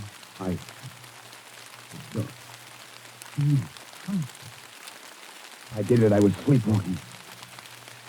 God, to think that it's possible, but right here in my own... Well, we might as well start back, I suppose. This is all. I'll go back with you, Fagioli. I'll see you through. Somehow I can't. I won't believe you did it. No, Fagioli. You set out to clear Woodman Lal and, well, dash it all. It looks as if you had. No, he didn't. Woodman Lal was out of jail at least an hour before you fellows came into police headquarters to see me. How? You mean that you turned him loose? Yes. How's that, Chief Vicky? Because, Mr. Lowe, he didn't go to the temple at all with his wife last night. He went down to Queen's Park Hotel and played billiards till 1 o'clock. He called up a few friends and proved that easily enough. Well, that leaves nobody but... Yes, Fagioli. I don't know anything about it. If I did commit the murder, I was asleep. I don't know anything about it. That's all I can say. I don't know anything about it. Perhaps arrest in jail will help restore your memory. Well, we'll see. Fagioli, old man. Don't be too downhearted. I promise you, I'll do everything I can.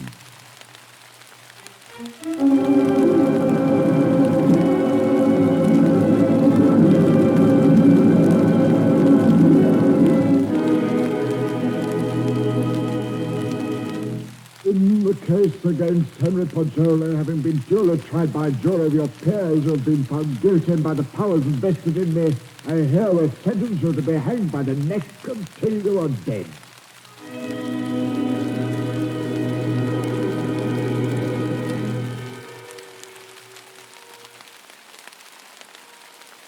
To recall a lost dream is the most tantalizing task ever a human brain was driven to. But if I lied still long enough on this book, perhaps I can recapture the dream I had in the temple last night. Yes. Seems to me that the image on the altar moved, and suddenly the dome overhead was opened and left me staring upward into a vast abyss, where I was alone in endless space, where all creatures and all matter that had ever been or ever would be were wrapped up in me, Fagioli.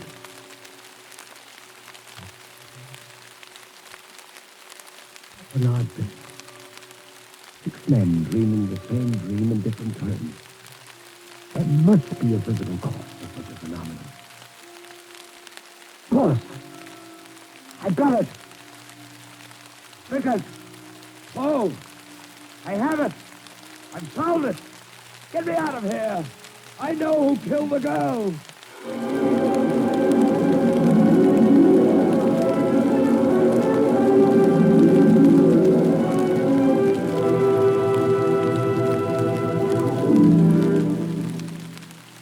What is it, my friend? I know who murdered the guy. Old Hierodas. Listen. Go tell Vickers to take the gold he found in my trunk and develop all the fingerprints on it. He'll find Hierodas' print. Also tell him to follow out that opiate clue I gave him. He'll find Hierodas and a man to put the gold in my trunk. See if they don't find brass or steel filings in my room where the scoundrel trapped and filed a new key. But they've already done that long ago. Have? But certainly. And old Hyrodas confessed everything. Though why a rich old man like him should have murdered a pretty child is more than I can see. Well, I believe that me as a scapegoat. Oh, he explained that to the police. He said he picked out a white man so the police would make a thorough investigation and be sure to catch him. Aye.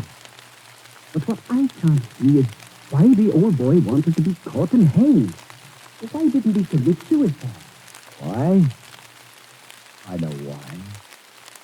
Because according to his religion, in that case his soul would have returned in the form of some beast. He wanted to be slain because he expects to be reborn instantly in Banaris, with little Maila Rand as his bride instead of his nephews. He hopes to be a great man with wife and children. All the things he was not, here in Trinidad. Yes, you must be right. Why didn't you come and tell me about Hyrodas's confession the moment it occurred? What do you mean keeping me here when you know I'm an innocent man? Why didn't you tell me before this? Because I couldn't. Old Hyrodas didn't confess until a month and 10 days after you were hanged.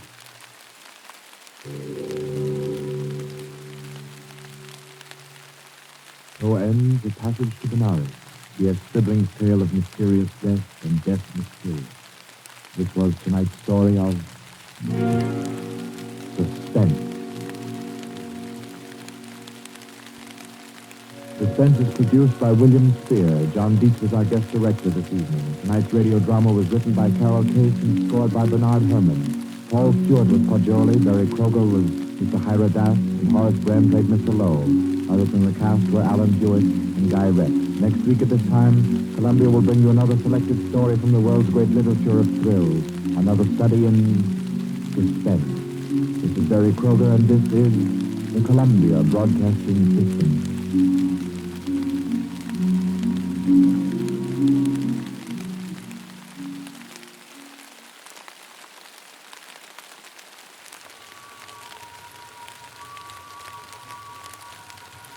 The Columbia Network takes pleasure in bringing you Suspense.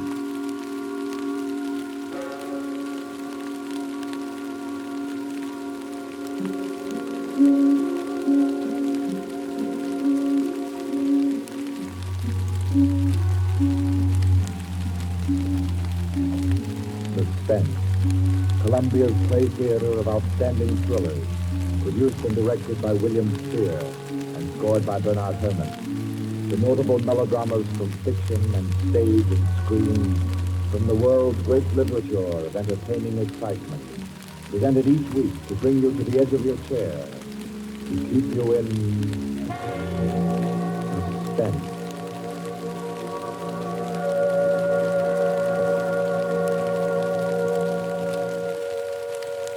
Tonight's story, by America's distinguished author-playwright Owen Johnson, gathers its suspense in a very gentle way. It doesn't have a spectacular finish, garnished with revolver shots. There are no graveyard watches. There's not so much as a single lifeless body, identified or unidentified. It's a tale told in a club room, the Artists and Writers Club in New York. A tale of high-class robbery and suspicion, and of howls from ladies and gentlemen, nervously counted 100 in the dark.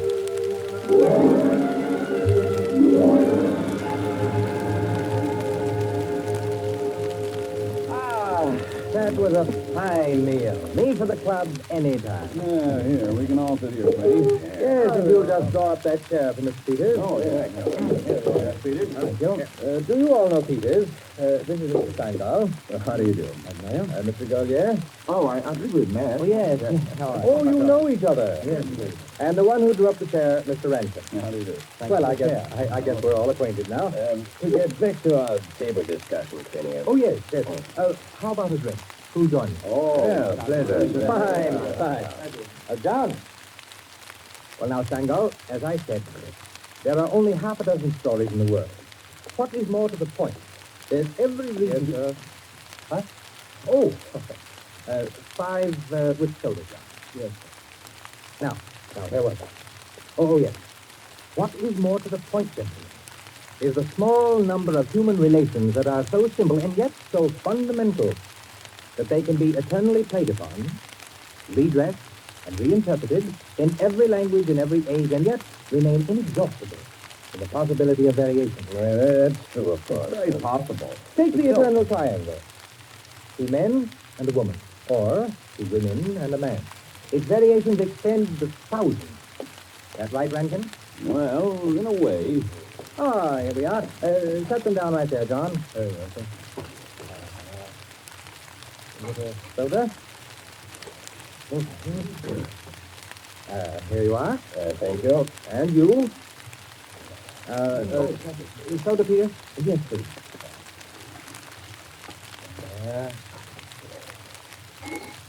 All right. Here you are. Thanks. And here's yours. Thank you. And now, the soda in mine. Well, here's to you all. Sure.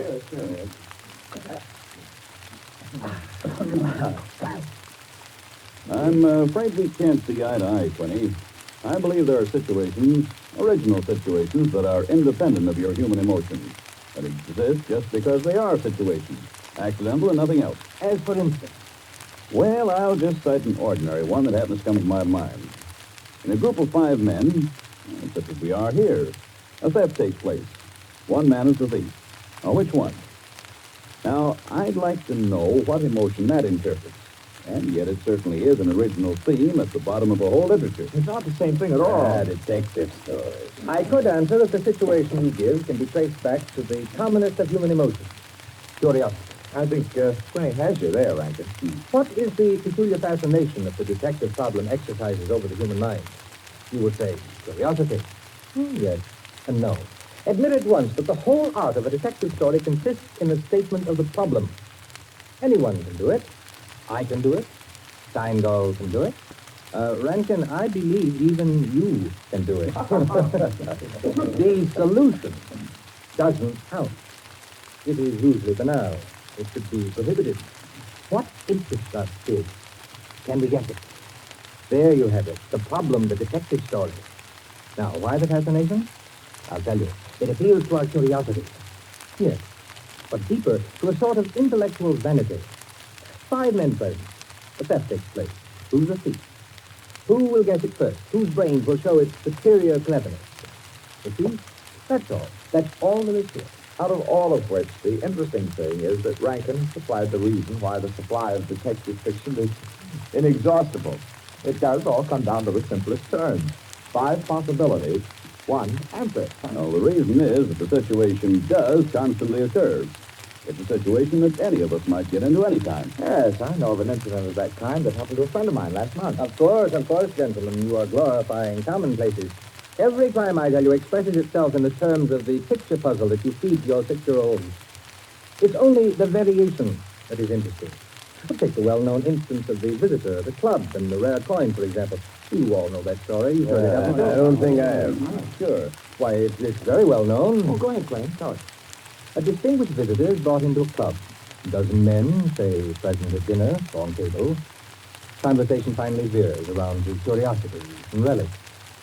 One of the members present then takes from his pocket what he announces as one of the rarest coins in existence. Passes it around the table. Coin travels back and forth, everyone examining it, and the conversation goes to another topic. All at once, the owner calls for his coin. It is nowhere to be found. Everyone looks at everyone else. First, they suspect a joke. Then it becomes serious. The coin is immensely valuable. Who has taken it? The owner is a gentleman. Does the gentlemanly, idiotic thing, of course, laugh as he knows someone is playing a practical joke on him and that the coin will be returned tomorrow. The others refuse to leave the situation so. One man proposes that they all submit to a search. Everyone gives his assent until it comes to the stranger.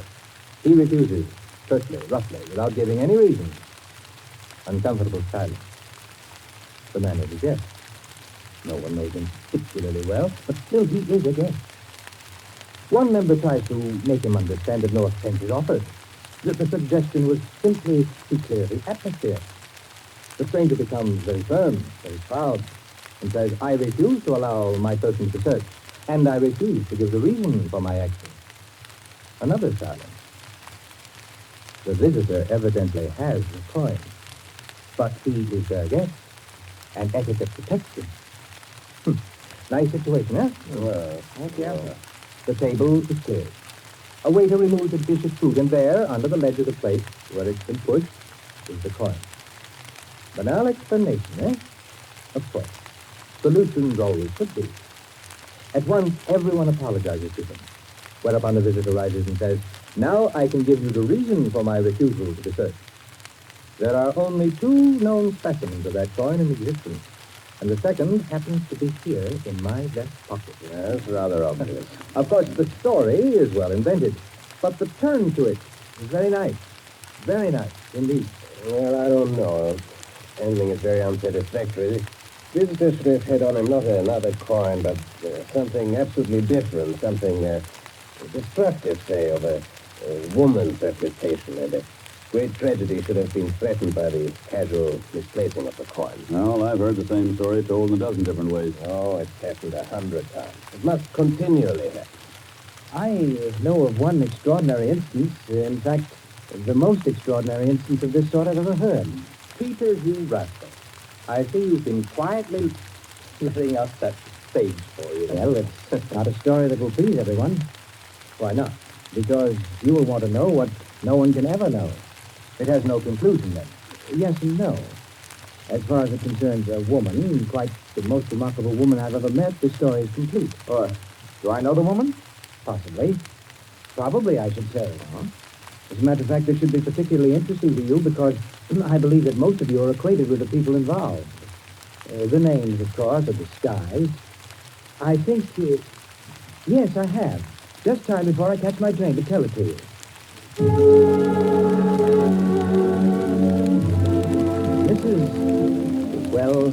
Mrs. Rita Kildare inhabited a charming bachelor girl studio, very elegant, with a duplex pattern and one of the buildings just off Central Park West. She knew very nearly everyone in that indescribable society in New York that's drawn from all levels and that imposes but one condition for membership, to be amusing. In this mingled society, her invitations were eagerly sought. Her dinners were spontaneous, and the discussions, though gay and usually daring, were invariably under the control of wit and good taste. On the Sunday night of this adventure, she had, according to her custom, sent away her Filipino butler and invited to an informal chafing dish supper 7 of her more unusual friends. At 7 o'clock, having finished dressing, she put in order her bedroom, which formed a sort of free passage between the studio and a small dining room to the kitchen beyond. Then, going into the studio, she struck a match and was about to light the candlesticks which illuminated the room when the bell rang. And a Mr. Flanders, the broker, compact, nervously alive, well-groomed, was waiting as she opened the door. Well, you're early. On the contrary, you are late. Well, in any case, hello, and come inside. Here, let me take your things. Thank you. Well, I'm the first, I suppose. Of course. And since you are, you can be a good boy and help me with the candles. Delighted. Who's to be here tonight? The Miss Jackson? I thought they were separated. Not yet. Oh, interesting. Only you, dear lady, would dream of serving us a couple on the verge. It is interesting, isn't it? Assuredly. Where did you know Jackson? Through the wearing. Jackson's a rather doubtful person, isn't he? Well, let's call him a very sharp lawyer. They tell me, though, he's been gambling pretty much. Indeed. How about yourself? Me? I'm a bachelor. If I lose my shirt, it makes no difference. Is that possible? Probably even. Who else is coming? Oh, Maud Lily. You know her? No, I don't think so. We met her here some time ago. A journalist. Oh, yes, of course. I'd forgotten. Mr. Harris, the clubman, is coming, and Stanley Cheever. Stanley Cheever? Are we going to gamble? Don't tell me you, Jack. Certainly not. Only the Cheevers. They play quite a game. Yes, well united. They have an unusual streak of good luck. Oh, by the way, it's Jackson, isn't it, who is so attractive to Mrs. Cheever? That's right. What's it? Darn party.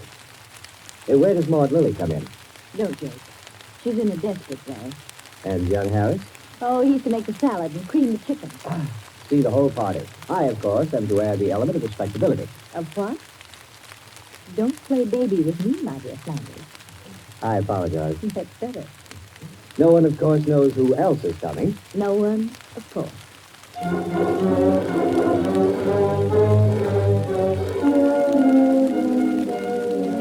The Stanley Cheever enter. A short, fat man with a vacant, fat face and slow-moving eye. And his wife, voluble, nervous, overdressed, and pretty. Miss, Jessica Harris came in with Maud Lily. A woman, straight, dark, Indian, great masses of somber hair, held in a little too loosely for neatness, with thick, quick lips and eyes that rolled away from the person who was talking to her. The Enos Jacksons were late, and still agitated as they entered. His forehead had not quite banished the scowl, nor her eyes the scorn. He was of the type that never lost his temper, but caused others to lose theirs. Mrs. Jackson seemed fastened to her husband by an invisible leash. You looked at her curiously, and wondered what such a nature would do in a crisis, with a lurking sense of a woman who carried with her her own impending tragedy. As soon as the company had been completed, and the incongruity of this selection had been perceived, a smile of malicious anticipation ran the rounds, which the hostess cut short by saying, Well, now that everyone's here, this is the order for the night. You can quarrel all you want, you can whisper all the gossip you can think of about one another, but everyone is to be amusing. Also, everyone is to help with dinner. And nothing formal, nothing serious. We may all be bankrupt, divorced, or dead tomorrow, but tonight we'll be gay. That's the invariable rule of the house.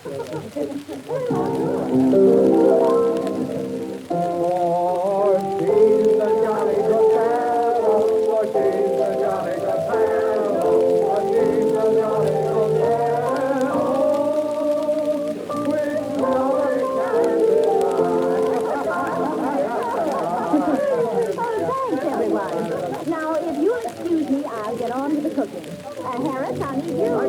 May I be of any help? Thank you, Maud, dear. Oh, Mrs. Cheever, you might come along, too, all right?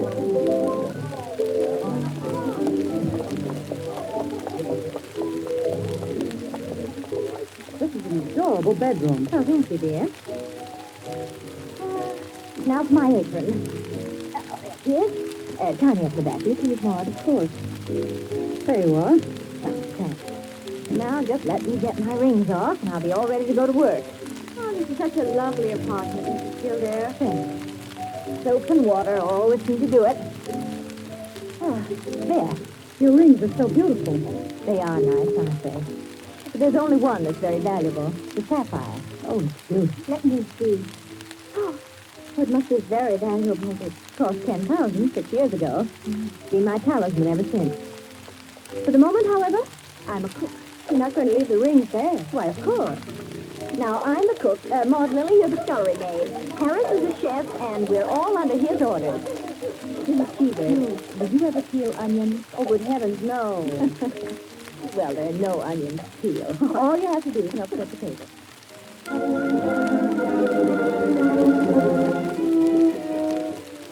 Under their hostess's gay guidance, the 7 guests began to circulate busily through the room, laying the table, grouping the chairs, opening bottles, and preparing the materials for the chafing dishes.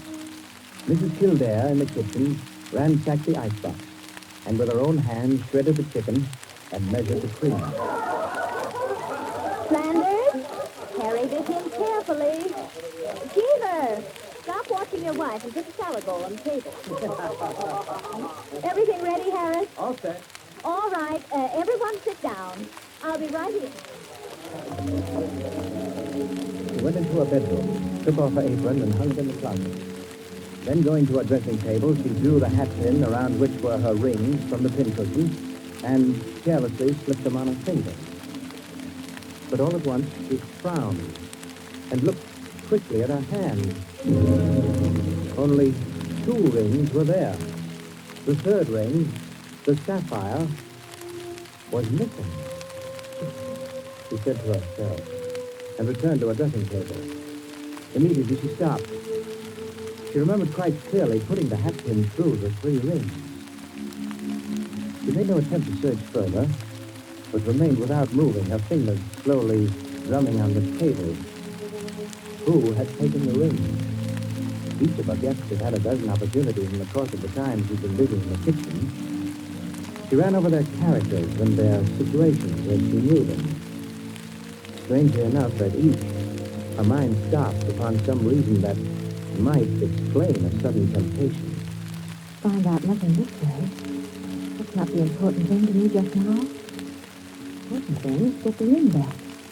And slowly, deliberately, she began to walk back and forth, her clenched hand beating the deliberate, rhythmic measure of her journey.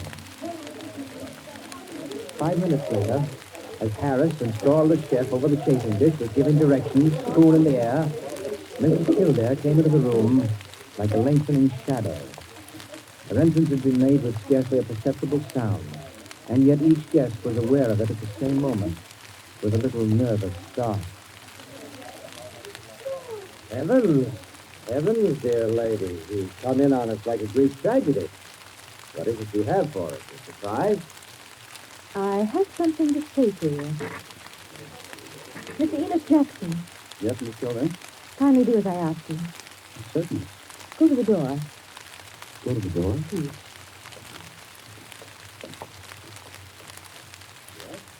Lock it. And bring me the key.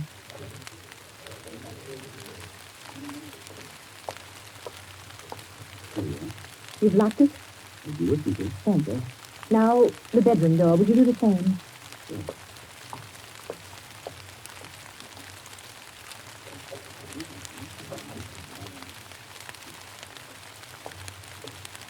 Thank you, Mr. Jackson. Mr. Cheever, Yeah? would you blow out all the candles except the candelabra on the table? Blow out all the candles. Except the candelabra. All right. For goodness sakes, she's still there. What is it? I am getting terribly worked up. My nerves are all made up. That's the last candle. All right. Now listen. My sapphire ring has just been stolen. The ring's been taken within the last 20 minutes. I'm not going to mince words. The ring has been taken, and the thief is among you. But Mrs. Kildare, is it possible? Yes, Mrs. Cheever. There's not the slightest doubt. 3 of you were in the bedroom when I placed my rings in the cushion. Quite true. I was in the room when you took them off. The sapphire ring was on top. Each of you has passed through there a dozen times since.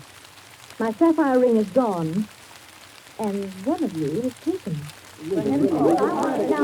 Now listen. I'm not going to mince words. I'm not going to stand on ceremony. But I'm going to have my ring back. Listen to me carefully. I'm going to have that ring back. And until I do, not a soul shall leave this room.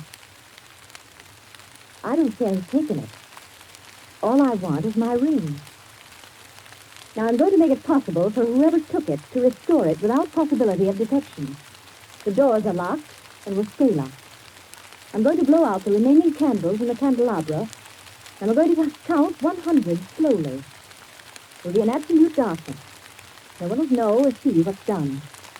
But if, at the end of that time, the ring is not here on the table, I shall telephone the police and have everyone in this room searched. Am I quite clear? Everyone take his place about the table and remain standing, please. That's it. That'll do. Now, I'll blow out the candles and count 100. No more, no less. Remember, either I get that ring, or everyone in this room will be searched.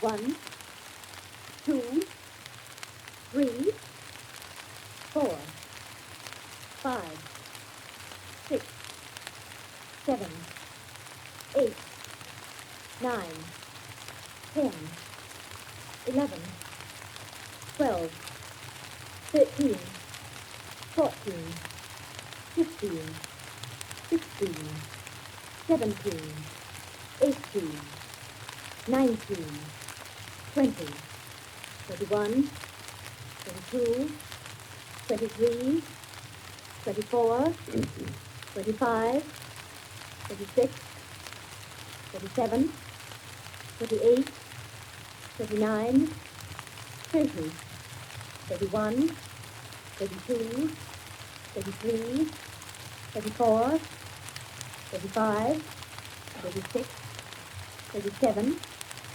38, 39, 40, 41, 42, 43, 44, 45, It's not Dr. Cherry, I'm sorry. 47, 48, 49, 50, 51, 52, 53, 54, 55, 56, 57, 58, 59, 60, 61, 62, 63, 64, 65, 66, 67, 68, 69, 70, 71, 72, 73, The ring. 74, 75, 76, 77, 78, 79, 80, 81, 82, 83, 84, 85, 86, 87, 88, Oh, really? 89, 90, 91, 92, 93, 94, 95, 96, 97, 98, 99, 100. Well, it is there, isn't it? Shiva, you may hand it to me. Well, now that that's over, we can have a very gay little supper. The lights, someone.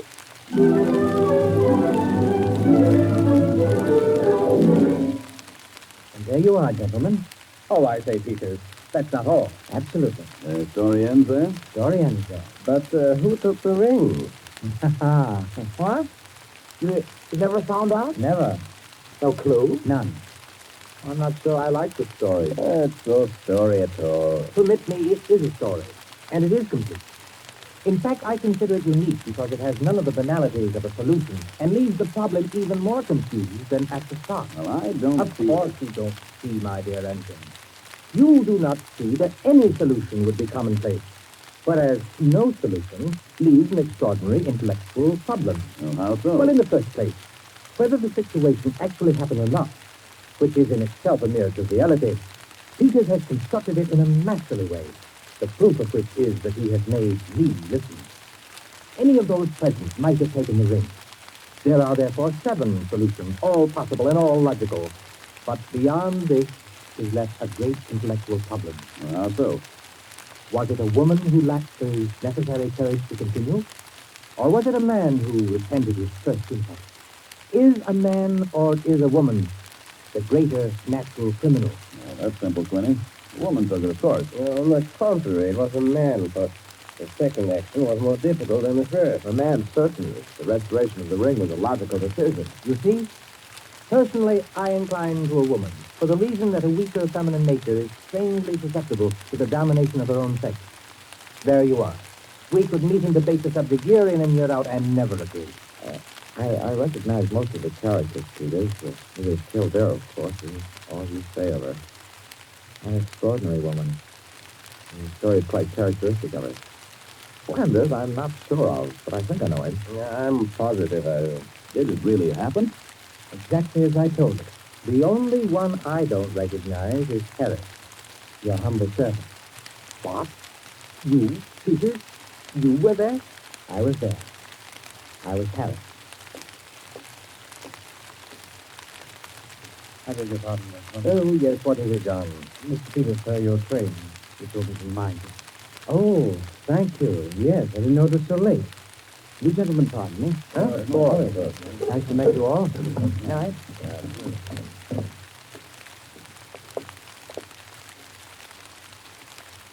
Yes, extraordinary.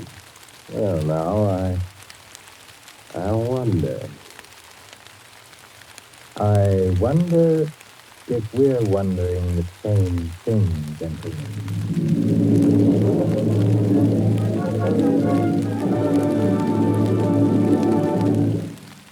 And so, with the enigmatic smile of Mr. Peters, or Harris, ends 100 in the Dark, Owen Johnson's smooth story which gave us tonight Suspense. Suspense is produced by William Spear. Tonight's radio drama was written by Jack Anson Fink, directed by John Beat, and scored by Bernard Herrmann. Eric Dressler was Mr. Peters.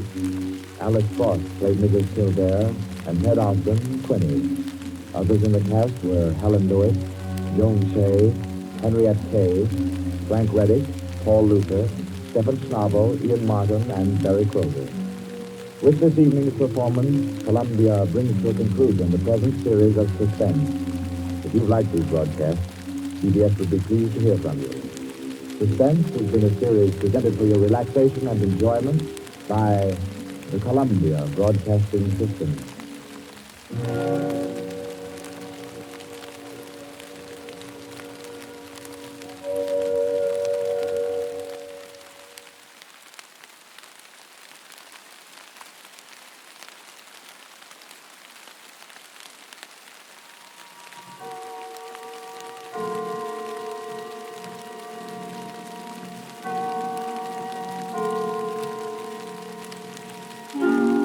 Suspense.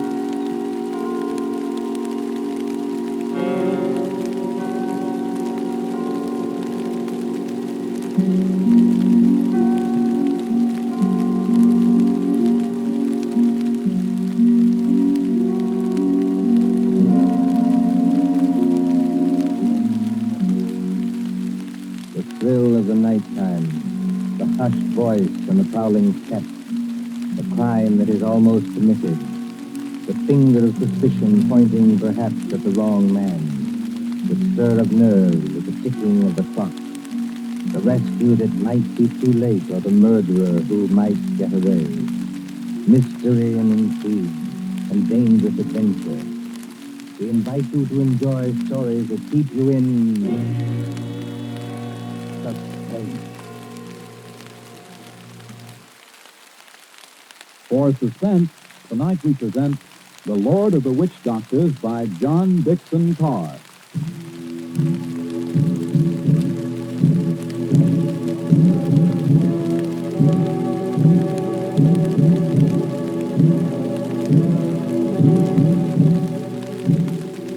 The drums were beating that night.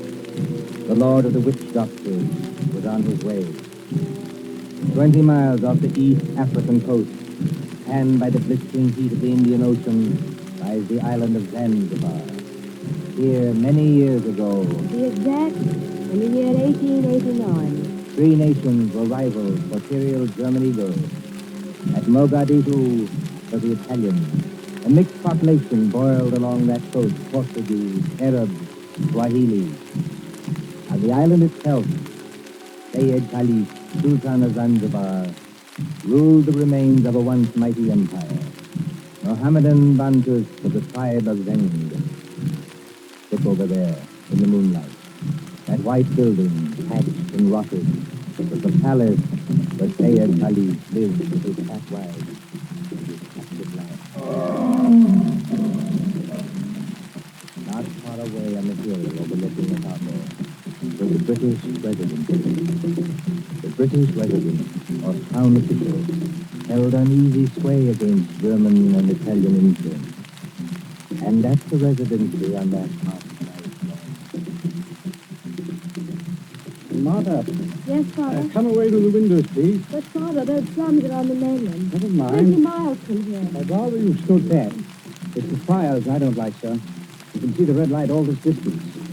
Having a beano of some kind. You'd better stand back too, Mr. Harris. Look here, sir. Yes, Mr. Harris? I've been your diplomatic attaché in this place for 3 years. Couldn't you call me by my first name in private? Just as you please. Lower the sun blinds and throw down the wick of that lamp. He doesn't there's any danger. There's no danger whatever, but... You don't seem terribly restless tonight. It's only natural, my dear, with the drums going. Everybody seems restless. This has been going on for days. It's going to get on your nerves. Well, you feel it too, eh? When I do this bad colic with his Steve Nero, jab at him with the meat fork and that kind of thing. If that lie never got loose... Nerves, my dear, nothing but nerves. Let's face it, sir. There's something very queer going on over on that mainland. Well, suppose there is. All we know is what Nyoka knows. This great witch doctor, whoever he is, been making a triumphal progress to the coast. The whole bush is afraid of him. You alarm me. Nyoka says he's got horns. He can make himself 7 feet tall, like stretching an accordion. Oh, really, Bill Harris? Well, I didn't say I believe it. I say it might be dangerous. Now, for instance, could this be one of Dr. Schmidt's tricks? Dr. Schmidt is a friend of ours. Yes, he's also head of the German East Africa Company. Dr. Schmidt is a gentleman. Look at that coast over there. He's got every native chief in his pocket. Dr. Schmidt assured me that the German emperor has no more territorial claims in East Africa. We get our trade concessions from Said Khalid. Said's our only friend, but we can't even be sure of him. The Germans give him trade gin and a grand piano. The Italians give him 3 new wives, his harem. What do we give him? I have no instruction from London about the situation in this island. No.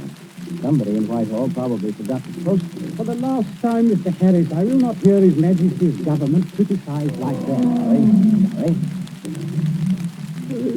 These things take time. If there's anything danger, we'll be notified in due course. Well, they're only our own natives. They beat their own drums, you know. Somebody went past that window. It's probably only Nyoka, my dear. Surely you're not afraid of our own servants. No, but I... Nyoka, listen to me. Don't hang on to that big curtain. You'll pull it down. Now stand up straight and tell me. What is it? He's here, Bana. He's here, yes, please. Who's here? Big witch doctor here, yes, please. He come up past the moonlight. He walks slow, boom, boom. He's back, big, east, west. The outside, sunshine, What is that?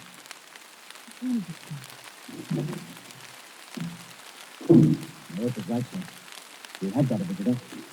There's somebody coming down the hall. Better turn down that lamp, Martha. I can find the lamp. I think of it all the time. There's a revolver in the table drawer behind you, sir. I don't need it. Stand perfectly still, all of you. Now, please, friends all, don't be alarmed. Are you English? That's right, miss. Born and bred in Streatham. Which of you is the British consul? I am the British resident, sir. My name is Richard. May I ask the meaning of this tomfoolery? Well, that's just what I'm here to tell you. Or maybe I'd better show you. Now, observe me right hand. I hold it up so, and as I live, a lighted cigar. But perhaps the lady doesn't like smoking in the drawing room. Now, look here. There's nothing up my sleeve. I wouldn't deceive you for the world. I turn over my hand, and would you believe it? A glass of water. Is this man insane? Father, I think he's trying to tell you he's a magician. That's right, miss. Direct from the Egyptian or Piccadilly. Animal taming and magic. That's my line. Then you're the famous witch doctor that got all the natives in an uproar? Nobody else, young fella. So you tell us what you mean by this nonsense. Scaring everybody when there's no danger. No danger? I suppose you haven't heard about Said Caliph and his Gatling guns? Gatling guns? Kindly presented by Dr. Otto Schmidt. And believe me, all you've got is an appointment with a Gatling gun, unless my nonsense steps in. Here, take a look at this. You can't be from the British Foreign Office. Yeah, that's just what I am, Governor. Growing up in the world, don't you think? And by the way, I'd better give you your instructions. The envelope's pretty dirty and a little bit smelly from being under my furs and devil paint, but read it there. Go on and read it. Foreign Office, Whitehall, British Consul, Zanzibar. Bearer of this letter, the great Mephisto. That's me. Real name, Barney. They must be out of their minds. Are they? Listen, old man. I've been 3 weeks in that jungle with a Swahili interpreter. I've been bitten and stung and fried to death. But Schmidt or no Schmidt, I've got those native chiefs just where I want them. You see what happens when I announce I'm a friend of the Great White Queen? Why, you'll have an eaten out of your hands. Well, that's true. And all we've got to do is get around Sage Kelly here on this island. But do we need to get around him? Young lady, be good enough not to speak until you're spoken to. Oh, I'm sorry, Father. Fred may be lazy and as fat as a hippopotamus.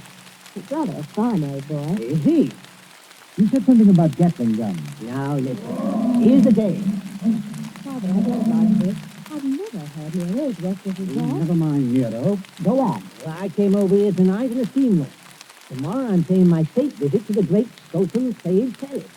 Now, you present me as your friend, and the friend of the Great White Queen. I do my best trick. Is anything wrong with your native boy? Nyota, be still. You're not afraid of our witch doctor friend, are you? No, I good Christian. Sir, what are you doing? Come out from under that sofa. Father, I see something. I look out the window. I see Bwana Ball's head coming up past. Run a bullhead? That's Dr. Schmidt. Dr. Schmidt? Well, he must be finally here. Yes, I quite agree. He's most irregular. To the back way out of here? Yes, through that arch. Stay in the back room. Nyoko will show you. Me go with witch doctor. Yes, hurry, please. I know like. Never mind what you like, you go. I like myself.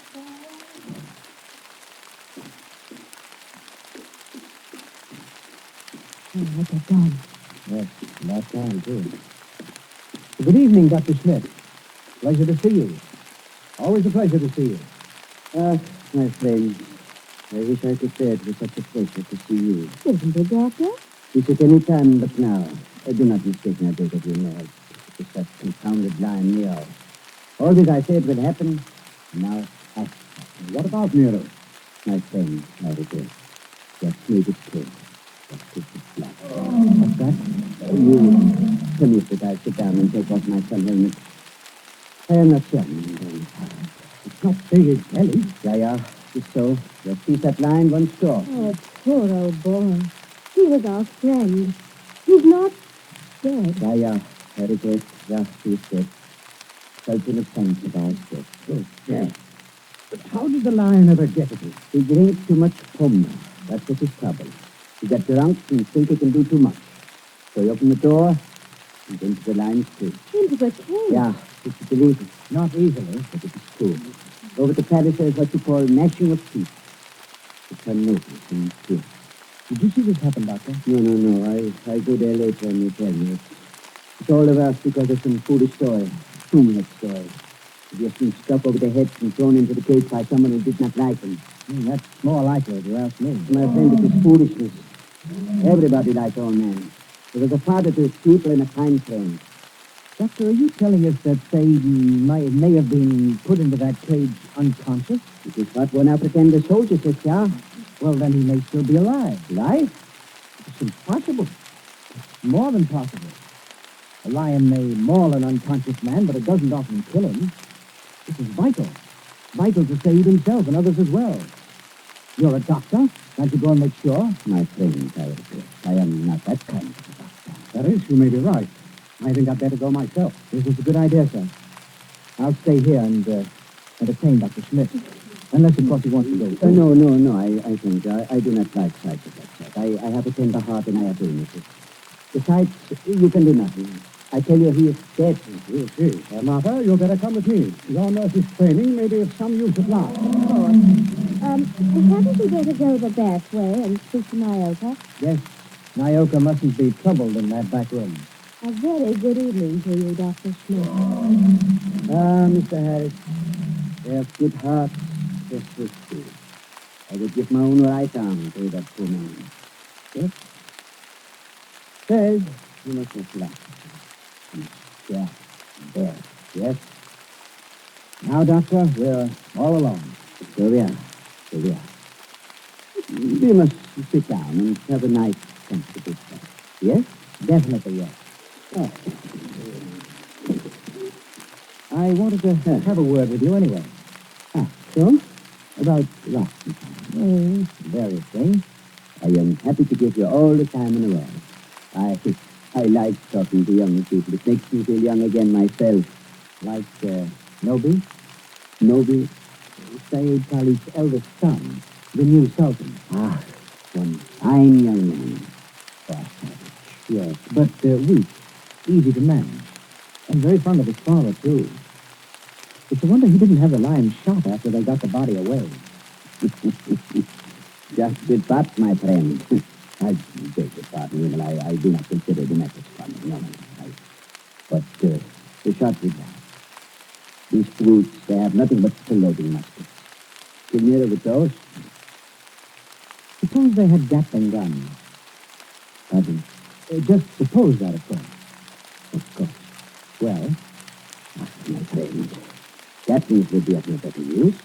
The only wound. Kill a lion, you must reach the eye or heart with a high-power bullet. What is the matter with him?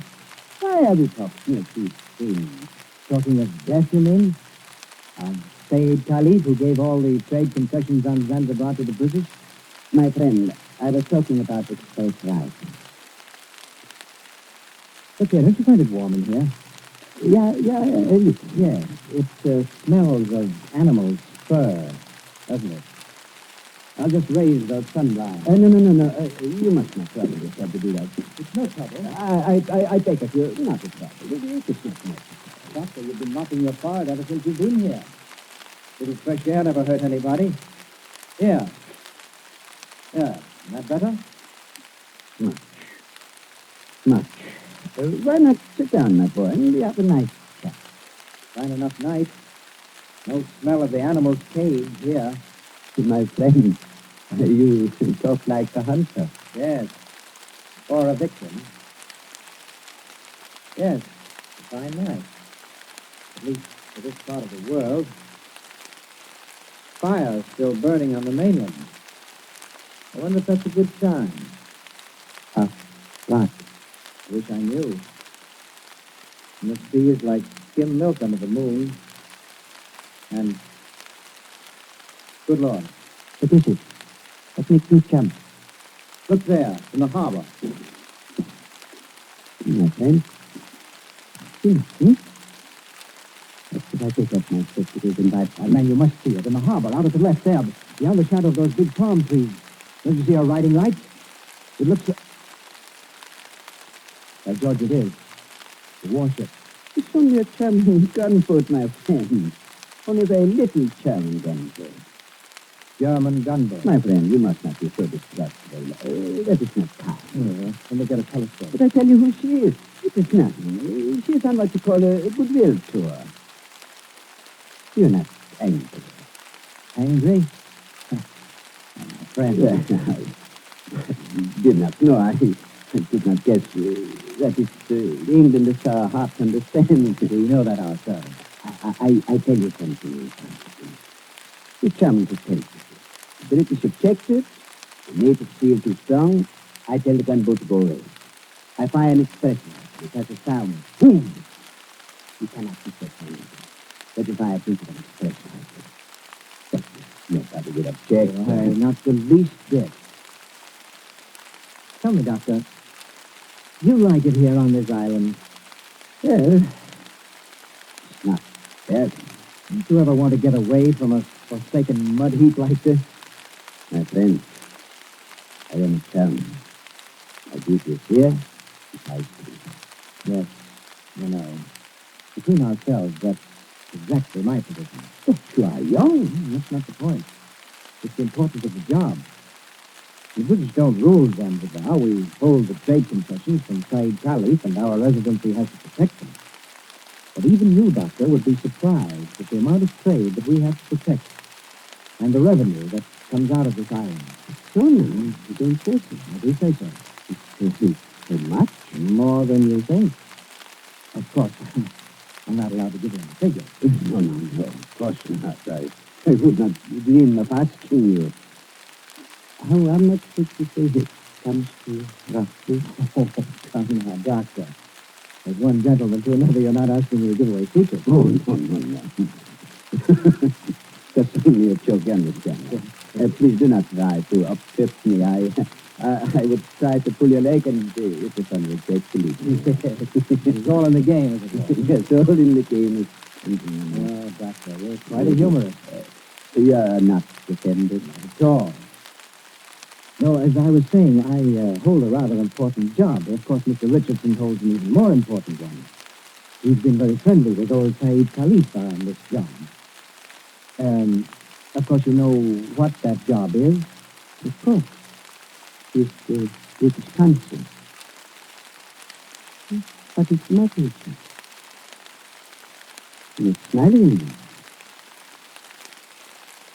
Are you looking at me? So that's it. That's the game. You made exactly the same mistake that he did. I shoot it. Dr. Schmidt, have you met the great lord of the witch doctors? The maker of spells and the tamer of lions? I am a good Christian. I pay no attention to what you say. I do not believe in this stuff. No, neither do I. Not in this one, at any rate. But the witch doctor who came here tonight and said that he was on a mission for the British Foreign Office. He's an imposter from the word go, and you're working with him. Oh, don't upset your chair like that, Dr. Smith. Because if you fall on it, you may hurt yourself. I have not hurt myself, young man. Oh, yes, you have. The fellow who came here tonight addressed Mr. Richardson as the British consul. That might have been a slip of the tongue. But then you see the letter on the table there? I have eyesight, I thank you. That letter is supposed to come from the Foreign Office, and it calls him the British consul, too. I heard it read aloud. Foreign Office may make mistakes, but they don't make mistakes like that. That letter, Doctor, is a forgery. It was forged by a German, and probably by the German who calls himself Barney Hicks, or the Great Mephisto. He's in the back room now. No, he's not, Governor. He's standing in the doorway behind you now. Yes, I thought I heard you. Don't turn around to look at me. I'm just warning you. Have you got anything to enforce that? Yes. I got a 5.0 express rifle that gets me all over the opposite wall. Sir, was du auf dem Tooth? Put the cannon. If you fellows are going to shoot me, I wish you'd speak English about it. Carl, I beg of you. No. Don't fire that rifle. Exactly. You see, Carl, I'm turning around. This is all day. Now, Carl. You see what the doctor means, Carl? If you fire that rifle, you'll send your gunboat out of that harbor just when you need it. Isn't that the signal, Doctor? To send the gunboat away? Carl, I beg of you. Yes, it is. Very simple, economical German signal. So, you two killed Saeed Khalifa. That is slander. That cannot be proved. Had to do it, I imagine. Saeed was the one chief that you couldn't buy or frighten with your witch doctor, so you got rid of him. Tomorrow morning, the witch doctor would have appeared. He'd have scared the daylights out of a weak and superstitious son, Noby. I told you I was fairly good at my work, Governor. And I am. Yes, and then the witch doctor would have taken over everything. The British resident had to be bamboozled for 24 hours to keep him out of the way with a ghost story about a British agent. And there was a gunboat in the harbor in case of trouble. Slight mistake there, Governor. There is a gunboat in the harbor. Yes. It really works out beautifully. The Empress should be pleased. I don't think your White Queen will be very happy, though. I'm the great witch doctor to that fighting mob over there. Saeed is dead. And there's a German gunboat in the harbor. I think I hear something. Whoever's out there, stay back. Whoever's out there, stay back. Here, listen to me. Saeed's alive. He's alive. This is impossible. We can see him breathe. We don't even think he's badly hurt, but he's still in the cage, unconscious.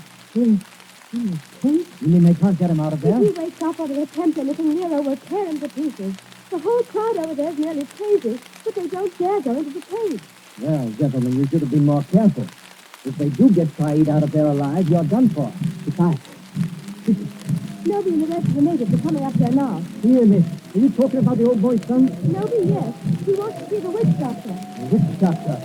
This puts you in some slight trouble, Carl. Hey, listen to me, miss. I shouldn't get that old person from the way to him that line. Yes, I've got to get out of here. Too late now, my dear witch doctor. The natives have surrounded the house. Who's that? It's Noby. He's coming down the hall.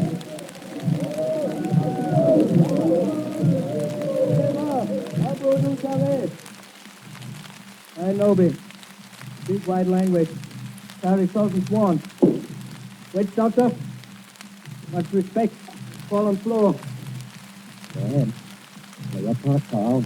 Play your ruddy part. Get up again. Great medicine man. Father heard. to take the lion. You come. Say something, Paul. You can't be a dumb wizard. You come. My fear may be my friend. The witch doctor comes from this hand. The witch doctor. Not speak everything. Bad witch doctor. No, it is simple. He does not fear you. He's in another world. See how far he says. See how he says. I know this. He saved my father. Or maybe all of you. We will kill all white people here. Witch doctor saved my father from lion. You come. Nobby, listen to me. You needn't worry. The great witch doctor can save your father. Go in cage? No, not go in cage. Strike with fire? Yes, that's it. Strike with wizard fire. Open heaven. Flash great light. Nero scream and die. Father saved. You must not save him. You remain alive, he will talk. Then the wait will know. You not want to save father? The witch doctor does want to save your father, Nobby. You see that gun under his arm? Gun? Gun no good. Not use gun. Only wound lion. Lion insane till father. No, that's not like your muskets, Nobby. It's an express gun. It's a magic gun. Magic gun? Listen, Nobby. Magic gun saved your father with one shot.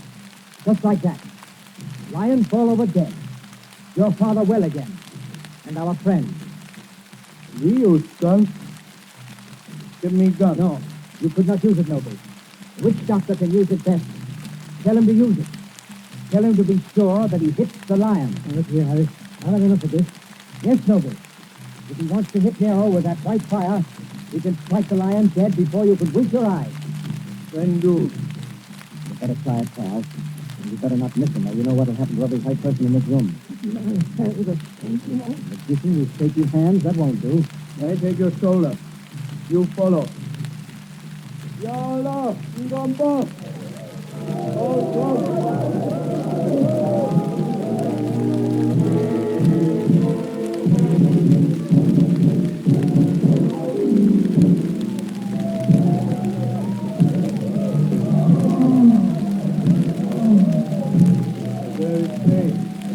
By Palace Door.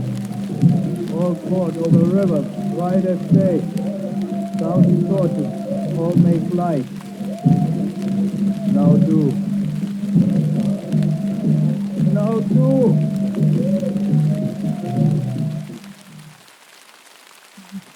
Maybe he'll give us home. There he. Very good. Better. I told you that. You're out of hand now. If you miss, you're no witch doctor. And if you haven't any thought of putting Saeed instead, just imagine what they do to you. I can't see. These torches find me. You do. If the old man's moving. If he stirs, the lion will kill him. You know what that means. Right. With the rifle. I'm sorry they take it. Careful with the sight. Point blank shot.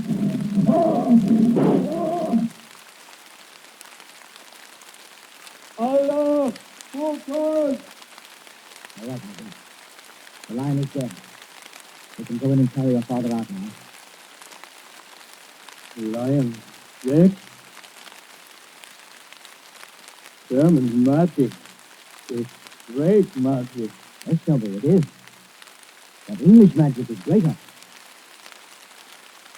English magic better than German magic? Yes, Nobby. Now prove it. Turn around. Look out towards the harbor. I stand here. I wave my hand, like this. Nothing up my sleeve. I wouldn't deceive you for the world. I wave my hand towards the gunboat in the bay. The gunboat sails away. English magic, Nobby. English magic.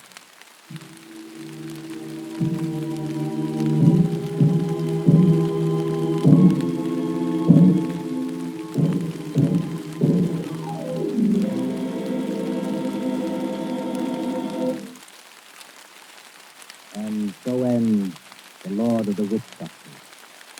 Tonight's story of suspense.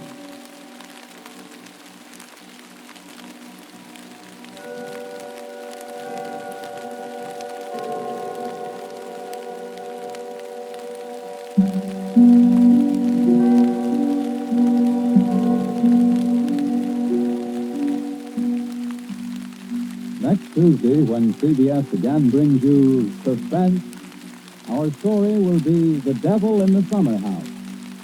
The broadcast for next week only is scheduled for 10 p.m. Eastern Wartime, a half hour later than usual. William Spear, the producer, John Dietz, the director, Bernard Herrmann, the composer-conductor, and John Dixon Carr, the author, are all collaborators on Suspense.